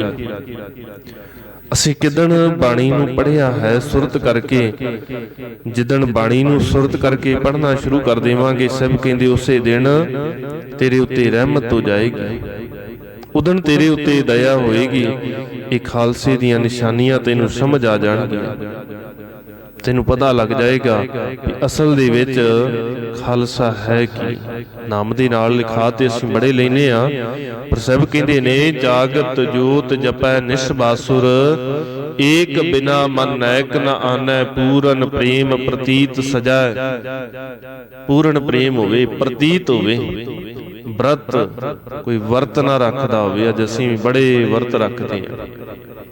ਗੋਰ ਮੜੀ ਮਟ ਭੂਲ ਨਾ ਮਾਨੈ, ਤੀਰਥ ਦਾਨ ਦਇਆ ਤਪ ਸੰਜਮ ਏਕ ਬਿਨਾ ਨਹ ਏਕ ਪਛਾਨੈ। ਨਾ ਤੀਰਥਾਂ ਦੀ ਗੱਲ ਕਰਦਾ ਹੋਵੇ, ਨਾ ਅਖੌਤੀ ਦਇਆ ਤੇ ਅਖੌਤੀ ਦਾਨ ਦੀ ਗੱਲ ਕਰਦਾ ਹੋਵੇ, ਇਹਨਾਂ ਸਾਰਿਆਂ ਤੋਂ ਬਾਹਰਾ ਹੋਵੇ। ਪੂਰਨ ਜੋਤ ਜਗੈ ਘਟ ਮਹਿ ਤਬ ਖਾਲਸ ਤਾਹੇ ਨਿਖਾਲਸ ਜਾਨਾ। ਜਿਹਦੇ ਅੰਦਰ ਪੂਰਨ ਜੋਤ ਜਗ ਜਾਵੇ, ਗੁਰੂ ਕੇ ਸ਼ਬਦ ਦੀ ਜੋਤ ਜਗ ਜਾਵੇ, ਤਾਂ ਹੀ ਤਾਂ ਫਿਰ ਭਾਈ ਨੰਦ ਲਾਲ ਸਿੰਘ ਨੇ ਬੋਲ ਕਹੇ ਸਨ ਕਲਗੀਧਰ ਪਾਤਸ਼ਾਹ ਵਾਸਤੇ, ਨਾਸਿਰੋ ਮਨਸੂਰ ਗੁਰੂ ਗੋਬਿੰਦ ਸਿੰਘ। ਉਹ ਕਲਗੀਧਰ ਪਾਤਸ਼ਾਹ ਆਪ ਸਾਰਿਆਂ ਤੋਂ ਉੱਤਮ ਤੇ ਸ੍ਰੇਸ਼ਟ ਨੇ। ਜਿੱਦਣ ਅਸੀਂ ਇਹ ਮੰਨ ਲਿਆ, ਪੜ੍ਹ ਲਿਆ ਨੇ, ਅਸੀਂ ਪੜ੍ਹਿਆ ਤੇ ਬਹੁਤ ਕੁਝ ਹੈ, ਥੋੜਾ ਕੁਝ ਪੜ੍ਹਿਆ ਹੈ। ਨਾਸਿਰ ਉਹ ਮਨਸੂਰ ਕਲਗੀਧਰ ਪਾਤਸ਼ਾਹ ਗਰੀਬਾਂ ਦਾ ਰਾਖਾ ਹੈ, ਨੀਵਿਆਂ ਦਾ ਰਾਖਾ ਹੈ, ਉਹ ਰਹਿਮਤਾਂ ਕਰਨ ਵਾਲਾ ਹੈ। ਈਜ਼ਦ ਏ ਮਨਜ਼ੂਰ ਗੁਰੂ ਗੋਬਿੰਦ ਸਿੰਘ। ਉਹ ਸਤਿਗੁਰੂ ਗੁਰੂ ਗੋਬਿੰਦ ਸਿੰਘ ਮਹਾਰਾਜ ਉਸ ਰੱਬ ਜੀ ਵੱਲੋਂ ਪ੍ਰਵਾਨ ਹੋਏ ਨੇ। ਸੰਸਾਰ ਦੇ ਅੰਦਰ ਦੀ ਪ੍ਰਵਾਨਗੀ ਦੀ ਲੋੜ ਨਹੀਂ ਹੈ। ਵੀ ਕਈ ਵਾਰ ਅਸੀਂ ਸਿਰਫ ਇਸੇ ਗੱਲ ਕਰਕੇ ਮਾਣ ਕਰ ਜਾਂਦੇ ਹਾਂ ਵੀ ਧੰਨ ਗੁਰੂ ਗ੍ਰੰਥ ਸਾਹਿਬ ਮਹਾਰਾਜ ਸੱਚੇ ਪਾਤਸ਼ਾਹ ਨੂੰ ਕਿਸੇ ਦੇਸ਼ ਦੀ ਸਰਕਾਰ ਇਹ ਮੰਨਦੀ ਹੈ ਵੀ ਇਹ ਜਿਉਂਦੇ ਗੁਰੂ ਨੇ, ਸਿਰਫ ਇਸੇ ਕਰਕੇ ਮਾਣ ਕਰ ਜਾਂਦੇ ਆ। ਇਹਦੀ ਲੋੜ ਨਹੀਂ ਹੈ। ਭਾਈ ਨੰਦ ਲਾਲ ਸਿੰਘ ਕਹਿੰਦੇ ਨੇ, ਇੱਜ਼ਤ ਇਹ ਮਨਜ਼ੂਰ ਗੁਰੂ ਗੋਬਿੰਦ ਸਿੰਘ ਕਲਗੀਧਰ ਪਾਤਸ਼ਾਹ ਤਾਂ ਇਹ ਜੋਤ ਇਲਾਹੀ ਤਾਂ ਉਸ ਅਕਾਲ ਪੁਰਖ ਵਾਹਿਗੁਰੂ ਦੇ ਦਰ ਤੋਂ ਪ੍ਰਵਾਨ ਹੈ, ਕਿਸੇ ਹੋਰ ਦੀ ਲੋੜ ਹੀ ਨਹੀਂ ਹੈ। ਹੱਕ ਰਾ ਗੰਜੂਰ ਗੁਰੂ ਗੋਬਿੰਦ ਸਿੰਘ, ਜ਼ੁਮਲਾ ਫੈਜ਼ ਨੂਰ ਗੁਰੂ ਗੋਬਿੰਦ ਸਿੰਘ। ਗੁਰੂ ਗੋਬਿੰਦ ਸਿੰਘ ਮਹਾਰਾਜ ਸੱਚੇ ਪਾਤਸ਼ਾਹ ਸੱਚ ਦੇ ਖਜ਼ਾਨੇ ਨੇ। ਗੰਜੂਰ ਦਾ ਭਾਵ ਹੁੰਦਾ ਹੈ ਖਜ਼ਾਨਾ, ਤੇ ਸਤਿਗੁਰੂ ਆਪ ਕਲਗੀਧਰ ਪਾਤਸ਼ਾਹ ਜ਼ੁਮਲਾ ਫੈਜ਼ ਨੂਰ ਗੁਰੂ ਗੋਬਿੰਦ ਸਿੰਘ। ਸਤਿਗੁਰੂ ਕਲਗੀਧਰ ਪਾਤਸ਼ਾਹ ਤਾਂ ਆਪ ਉਸ ਅਕਾਲ ਪੁਰਖ ਵਾਹਿਗੁਰੂ ਦੇ ਨੂਰ ਨੇ, ਉਹ ਆਪ ਉਹਦਾ ਰੂਪ ਨੇ। ਤੇ ਸਭ ਕਹਿੰਦੇ ਭਾਈ ਫਿਰ ਇਹ ਬਾਹਰ ਦੀਆਂ ਜੋਤਾਂ, ਬਾਹਰ ਦੇ ਤਰੀਕਿਆਂ ਦੀ ਲੋੜ ਨਹੀਂ ਹੈ, ਉਹਦੇ ਹੁਕਮ 'ਚ ਆ। ਤੇ ਜਿੱਦਣ ਉਹਦੇ ਹੁਕਮ 'ਚ ਆ ਜਾਏਗਾ ਫਿਰ ਤੈਨੂੰ ਸਮਝ ਆ ਜਾਏਗੀ, ਸਾਚ ਬਿਨਾ ਕਹਵਤ ਸੁਚਾ। ਸੱਚ ਤੋਂ ਬਿਨਾ ਕਿੱਥੇ ਕੋਈ ਸੁੱਚਾ ਹੁੰਦਾ।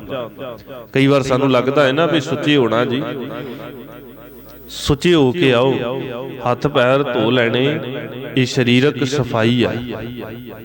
ਇਹ ਸੁੱਚਾ ਕੁਝ ਨਹੀਂ ਹੁੰਦਾ, ਸੁੱਚ ਪਿੱਟ ਕੁਝ ਨਹੀਂ ਹੁੰਦੀ। ਸਰੀਰਕ ਸਫਾਈ ਅਤ ਦੀ ਲੋੜੀਂਦੀ ਹੈ। ਤੇ ਜੇ ਸਾਨੂੰ ਕਿਤੇ ਭੁਲੇਖਾ ਹੈ ਨਾ ਵੀ ਸੁੱਚੇ ਨਹੀਂ ਆ ਜੀ, ਝੂਠਾ ਹੈ ਮੂੰਹ, ਤੇ ਸਭ ਕਹਿੰਦੇ ਝੂਠਾ, ਇਹ ਸੁੱਚਾ ਹੀ ਕਿਦਣ ਹੋਇਆ ਸੀ? ਕਿਦਣ ਇਹ ਜ਼ੁਬਾਨ ਤੇਰੀ ਸੁੱਚੀ ਹੋਈ ਹੈ? ਕਦੇ ਵੀ ਤਾਂ ਨਹੀਂ ਸੁੱਚੀ ਹੋ ਸਕਦੀ। ਸੁੱਚੀ ਤਾਂ ਉਦਣ ਹੋਏਗੀ ਜਿੱਦਣ ਇਸ ਜ਼ੁਬਾਨ ਦੇ ਰਾਹੀਂ ਸੱਚ ਦੀ ਬਾਣੀ ਪੜ੍ਹਨੀ ਸ਼ੁਰੂ ਕਰ ਦੇਵੇਂ, ਸੱਚ ਬੋਲਣਾ ਸ਼ੁਰੂ ਕਰ ਦੇਵੇਂ, ਉਦਣ ਇਹ ਸੁੱਚੀ ਹੋ ਜਾਏਗੀ। ਨਹੀਂ ਤੇ ਬਾਹਰੀ ਇਸ਼ਨਾਨਾਂ ਦੇ ਨਾਲ ਕੁਝ ਵੀ ਸੁੱਚਾ ਨਹੀਂ। ਸਭ ਕਹਿੰਦੇ ਨੇ ਅੰਦਰ ਸੱਚਾ ਤਾਂ ਹੋਵੇਗਾ ਜਿੱਦਣ ਅੰਦਰ ਲਾਇਆ ਧਿਆਨ ਉਸ ਅਕਾਲ ਪੁਰਖ ਵਾਹਿਗੁਰੂ ਵੱਲ ਹੋਵੇਗਾ। ਅੰਦਰ ਸੱਚਾ ਨੇਹ ਲਾਇਆ ਪ੍ਰੀਤਮ ਆਪਣੈ, ਤਨ ਮਨ ਹੋਏ ਨਿਹਾਲ ਜਾਂ ਗੁਰ ਦੇਖਾ ਸਾਹਮਣੇ। ਜਦੋਂ ਗੁਰੂ ਨੂੰ ਸਾਹਮਣੇ ਦੇਖੇਗਾ ਤੇ ਤਨ ਤੇ ਮਨ ਨਿਹਾਲ ਹੋ ਜਾਏਗਾ, ਅੰਦਰ ਸੱਚ ਵਸ ਜਾਏਗਾ। ਤੇ ਸਭ ਕਹਿੰਦੇ ਨੇ ਸਾਚ ਬਿਨਾ ਕਹ ਹੋਵਤ ਸੂਚਾ। ਪਾਣੀ ਦੇ ਨਾਲ ਸੁੱਚੇ ਨਹੀਂ ਹੋਈਦਾ। ਜੇ ਪਾਣੀ ਦੇ ਨਾਲ ਸੁੱਚੇ ਹੋਇਆ ਜਾ ਸਕਦਾ ਹੁੰਦਾ ਤੇ ਸਭ ਕਦੇ ਇਹ ਗੱਲ ਨਾ ਕਹਿੰਦੇ, ਸੋਚਾ ਸੋਚ ਨਾ ਹੋਵਈ ਜੇ ਸੋਚੀ ਲੱਖ ਵਾਰ। ਸੋਚਾ ਦਾ ਭਾਵ ਹੁੰਦਾ ਹੈ ਪਵਿੱਤਰਤਾ ਰੱਖਣਾ। ਸੋਚਾ ਦਾ ਭਾਵ ਸੋਚਣ ਦੇ ਨਾਲ ਨਹੀਂ ਹੈ ਵੀ ਸੋਚਿਆ ਕੁਝ। ਕਈ ਵਾਰ ਨਾ ਵਰਤਿਆ ਜਾਂਦਾ ਇਹ ਸ਼ਬਦ, ਕੋਈ ਸੋਚਦਾ ਹੋਵੇ ਨਾ ਬਹੁਤਾ ਤੇ ਸਾਡੇ ਵਰਗੇ ਕਹਿ ਦਿੰਦੇ ਫਿਰ ਭਾਈ ਦੇਖ ਬਾਣੀ ਕਹਿੰਦੀ ਆ ਸੋਚਾ ਸੋਚ ਨਾ ਹੋਵੇ ਜੇ ਸੋਚੀ ਲੱਖ ਵਾਰ। ਇਸ ਕਰਕੇ ਬਹੁਤਾ ਸੋਚਣਾ ਨਹੀਂ ਚਾਹੀਦਾ। ਇੱਥੇ ਸੋਚਾ ਦਾ ਭਾਵ ਸੋਚਣਾ ਨਹੀਂ ਹੈ। ਇੱਥੇ ਸੋਚਾ ਦਾ ਭਾਵ ਹੈ ਸਰੀਰਕ ਤੌਰ ਦੇ ਉੱਤੇ, ਬਾਹਰੀ ਤੌਰ ਦੇ ਉੱਤੇ ਪਾਣੀ ਦੇ ਨਾਲ ਜਾਂ ਕਿਸੇ ਬਾਹਰੀ ਤਰੀਕੇ ਦੇ ਨਾਲ ਪਵਿੱਤਰਤਾ ਰੱਖਣੀ। ਸਭ ਕਹਿੰਦੇ ਨੇ ਇਹ ਬਾਹਰੀ ਪਵਿੱਤਰਤਾ ਦੇ ਨਾਲ ਕਿਸੇ ਪ੍ਰਕਾਰ ਦੀ ਪਵਿੱਤਰਤਾ ਨਹੀਂ ਹੋ ਸਕਦੀ। ਇਹ ਤਾਂ ਅੰਦਰ ਸੱਚ ਹੋਵੇਗਾ, ਫਿਰ ਅੰਦਰ ਸੱਚ ਦੇ ਨਾਲ ਇਹ ਰਹਿਮਤ ਹੋ ਜਾਏਗੀ, ਅੰਦਰ ਸੱਚਾ ਹੋ ਜਾਏਗਾ। ਬਿਰਥਾ ਨਾਮ ਬਿਨਾ ਤਨ ਅੰਧ। ਸਭ ਕਹਿੰਦੇ ਨਾਮ ਤੋਂ ਬਿਨਾ ਵਿਅਰਥ ਹੈ। ਅੰਦਰ ਖੁਆਰੀਆਂ ਹੀ ਖੁਆਰੀਆਂ ਨੇ, ਅੰਦਰ ਹਨੇਰਾ ਹੈ। ਮੁਖ ਆਵਤ ਤਾਕੈ ਦੁਰਗੰਧ। ਉਹਦੇ ਮੁਖ ਦੇ ਵਿੱਚੋਂ ਦੁਰਗੰਧ ਆਉਂਦੀ ਹੈ, ਵਿਕਾਰਾਂ ਦੀ, ਭੈੜੀ ਸ਼ਬਦਾਵਲੀ ਦੀ, ਮਾੜੇ ਬੋਲਾਂ ਦੀ, ਕਿਸੇ ਦੀ ਨਿੰਦਿਆ ਚੁਗਲੀ ਦੀ ਦੁਰਗੰਧ ਆਉਣ ਲੱਗ ਜਾਂਦੀ ਹੈ। ਸਭ ਕਹਿੰਦੇ ਨੇ ਮੁਖ ਆਵਤ ਤਾਕੈ ਦੁਰਗੰਧ। ਬਿਨ ਸਿਮਰਨ ਦਿਨ ਰੈਨ ਬ੍ਰਿਥਾ ਬਿਹਾਈ। ਬਿਨਾ ਸਿਮਰਨ ਤੋਂ ਦਿਨ ਤੇ ਰਾਤ ਵਿਅਰਥ ਹੀ ਚਲਾ ਜਾਂਦਾ ਹੈ, ਖੁਆਰ ਹੋ ਜਾਂਦਾ ਹੈ। ਠੀਕ ਏਦਾਂ ਮੇਘ ਬਿਨਾ ਜਿਉ ਖੇਤੀ ਜਾਏ। ਜਿਵੇਂ ਮੀਂਹ ਨਾ ਪਵੇ, ਪਾਣੀ ਨਾ ਹੋਵੇ, ਫਸਲ ਖਰਾਬ ਹੋ ਜਾਂਦੀ, ਉਜੜ ਜਾਂਦੀ ਹੈ, ਨਿਕਲਦਾ ਕੁਝ ਨਹੀਂ। ਸਭ ਕਹਿੰਦੇ ਠੀਕ ਏਦਾਂ ਹੀ ਗੋਬਿੰਦ ਭਜਨ ਬਿਨ ਬ੍ਰਿਥੇ ਸਭ ਕਾਮ। ਗੋਬਿੰਦ ਭਜਨ ਉਸ ਅਕਾਲ ਪੁਰਖ ਵਾਹਿਗੁਰੂ ਦੇ ਸਿਮਰਨ ਤੋਂ ਬਿਨਾ ਸਾਰੇ ਹੀ ਕਾਜ ਵਿਅਰਥ ਨੇ। ਜਿਉ ਕਿਰਪਨ ਕੇ ਨਿਰਾਰਥ ਦਾਮ। ਜਿਵੇਂ ਕਿਸੇ ਕੰਜੂਸ ਦੇ ਕੋਲ ਧਨ ਹੋਵੇ ਪਰ ਉਹਦੇ ਕੋਲ ਪਏ ਹੋਏ ਧਨ ਦਾ ਕੋਈ ਲਾਭ ਨਹੀਂ ਹੈ। ਧਨ ਧਨ ਤੇ ਜਨ ਜਿਹੇ ਘਟ ਬਸਿਓ ਹਰ ਨਾਉ। ਉਹ ਧਨਤਾ ਦੇ ਯੋਗ ਨੇ ਜਿਨ੍ਹਾਂ ਦੇ ਹਿਰਦਿਆਂ ਦੇ ਅੰਦਰ ਰੱਬੀ ਨਾਮ ਵਸਿਆ ਹੋਇਆ ਹੈ। ਨਾਨਕ ਤਾਕੈ ਬਲ ਬਲ ਜਾਓ। ਸਤਿਗੁਰੂ ਕਹਿੰਦੇ ਨੇ ਐਸੇ ਗੁਰਮੁਖਾਂ ਦੇ ਜਿਨ੍ਹਾਂ ਦੇ ਮਨ ਦੇ ਅੰਦਰ ਸੱਚ ਟਿਕਿਆ ਹੈ, ਉਹਨਾਂ ਤੋਂ ਮੈਂ ਬਲਿਹਾਰ ਜਾਨਾ, ਸਦਕੇ ਜਾਨਾ। ਸਤਿਗੁਰੂ ਆਪ ਰਹਿਮਤ ਕਰਨ, ਸਾਡੇ ਹਿਰਦਿਆਂ ਦੇ ਅੰਦਰ ਰੱਬੀ ਸਿਧਾਂਤ ਬਾਣੀ ਅਤੇ ਬਾਣੀ ਦਾ ਪਿਆਰ ਬਖਸ਼ਿਸ਼ ਕਰ ਦੇਣ। ਖੰਡੇ ਬਾਟੇ ਦੀ ਪਾਹੁਲ ਲੈ ਕਰਕੇ ਗੁਰੂ ਚਰਨਾਂ ਦੇ ਅੰਦਰ ਜੁੜ ਜਾਈਏ ਤਾਂ ਕਿ ਸਤਿਗੁਰੂ ਦੇ ਪਾਵਨ ਚਰਨਾਂ ਦੇ ਅੰਦਰ ਪ੍ਰਵਾਨ ਹੋ ਸਕੀਏ। ਸਤਿਗੁਰੂ ਰਹਿਮਤ ਕਰ ਦੇਣ, ਦਇਆ ਕਰਨ, ਗੁਰ ਸਿਧਾਂਤ ਦੇ ਅਨੁਸਾਰ ਜੀਵਨ ਜਾਚ ਬਖਸ਼ਿਸ਼ ਕਰਨ। ਆਪ ਸਰਬੱਤ ਸੰਗਤਾਂ ਨੂੰ ਕਲਗੀਧਰ ਪਾਤਸ਼ਾਹ ਮਰਦ ਗੰਮੜਾ ਸਾਹਿਬ ਕਮਾਲ ਗੁਰੂ ਗੋਬਿੰਦ ਸਿੰਘ ਮਹਾਰਾਜ ਸੱਚੇ ਪਾਤਸ਼ਾਹ ਜੀ, ਤਿਨਾਂ ਦੇ ਪਾਵਨ ਪ੍ਰਕਾਸ਼ ਪੁਰਬ ਦੀਆਂ ਕੋਟਾਨ ਕੋਟ ਮੁਬਾਰਕਾਂ ਹੁਣ ਸਾਡੇ ਕੋਲ ਪਹੁੰਚ ਚੁੱਕੇ ਨੇ। ਬਹੁਤ ਹੀ ਸਤਿਕਾਰਯੋਗ ਭਾਈ ਬਹਾਦਰ ਸਿੰਘ ਸੇਵਕ ਜੀ, ਤਿਨਾਂ ਦਾ ਜੱਥਾ ਆਪ ਸੰਗਤਾਂ ਨੂੰ 8:30 ਵਜੇ ਤੋਂ 9:30 ਵਜੇ ਤੱਕ ਸਤਿਗੁਰੂ ਦੀ ਮੁਬਾਰਕ ਬਾਣੀ ਦੇ ਕੀਰਤਨ ਦੇ ਨਾਲ ਜੋੜੇਗਾ। ਆਪ ਸੰਗਤਾਂ ਨੇ ਇਸੇ ਪ੍ਰਕਾਰ ਗੁਰੂ ਚਰਨਾਂ ਦੇ ਅੰਦਰ ਜੁੜ ਕਰਕੇ ਸਤਿਗੁਰਾਂ ਦੀ ਮੁਬਾਰਕ ਬਾਣੀ ਦੇ ਰਸਮ ਨੇ ਕੀਰਤਨ ਦੇ ਨਾਲ ਸਾਂਝ ਬਣਾਉਣੀ ਹੈ। ਅਗਲੇਰਾ ਪ੍ਰੋਗਰਾਮ ਜਿਵੇਂ ਜਿਵੇਂ ਹੋਵੇਗਾ ਆਪ ਸੰਗਤਾਂ ਨੂੰ ਸ਼ਰਵਣ ਕਰਾਵਾਂਗੇ। ਵਿਚਾਰਾਂ ਕਰਦੇ ਆ ਹੋਈਆਂ ਬੇਅੰਤ ਭੁੱਲਾਂ ਦੀ ਖਿਮਾ। ਬੁਲਾਓ ਜੀ ਫਤਿਹ, ਆਖੋ ਜੀ ਵਾਹਿਗੁਰੂ ਜੀ ਕਾ ਖਾਲਸਾ ਵਾਹਿਗੁਰੂ ਜੀ ਕੀ ਫਤਿਹ।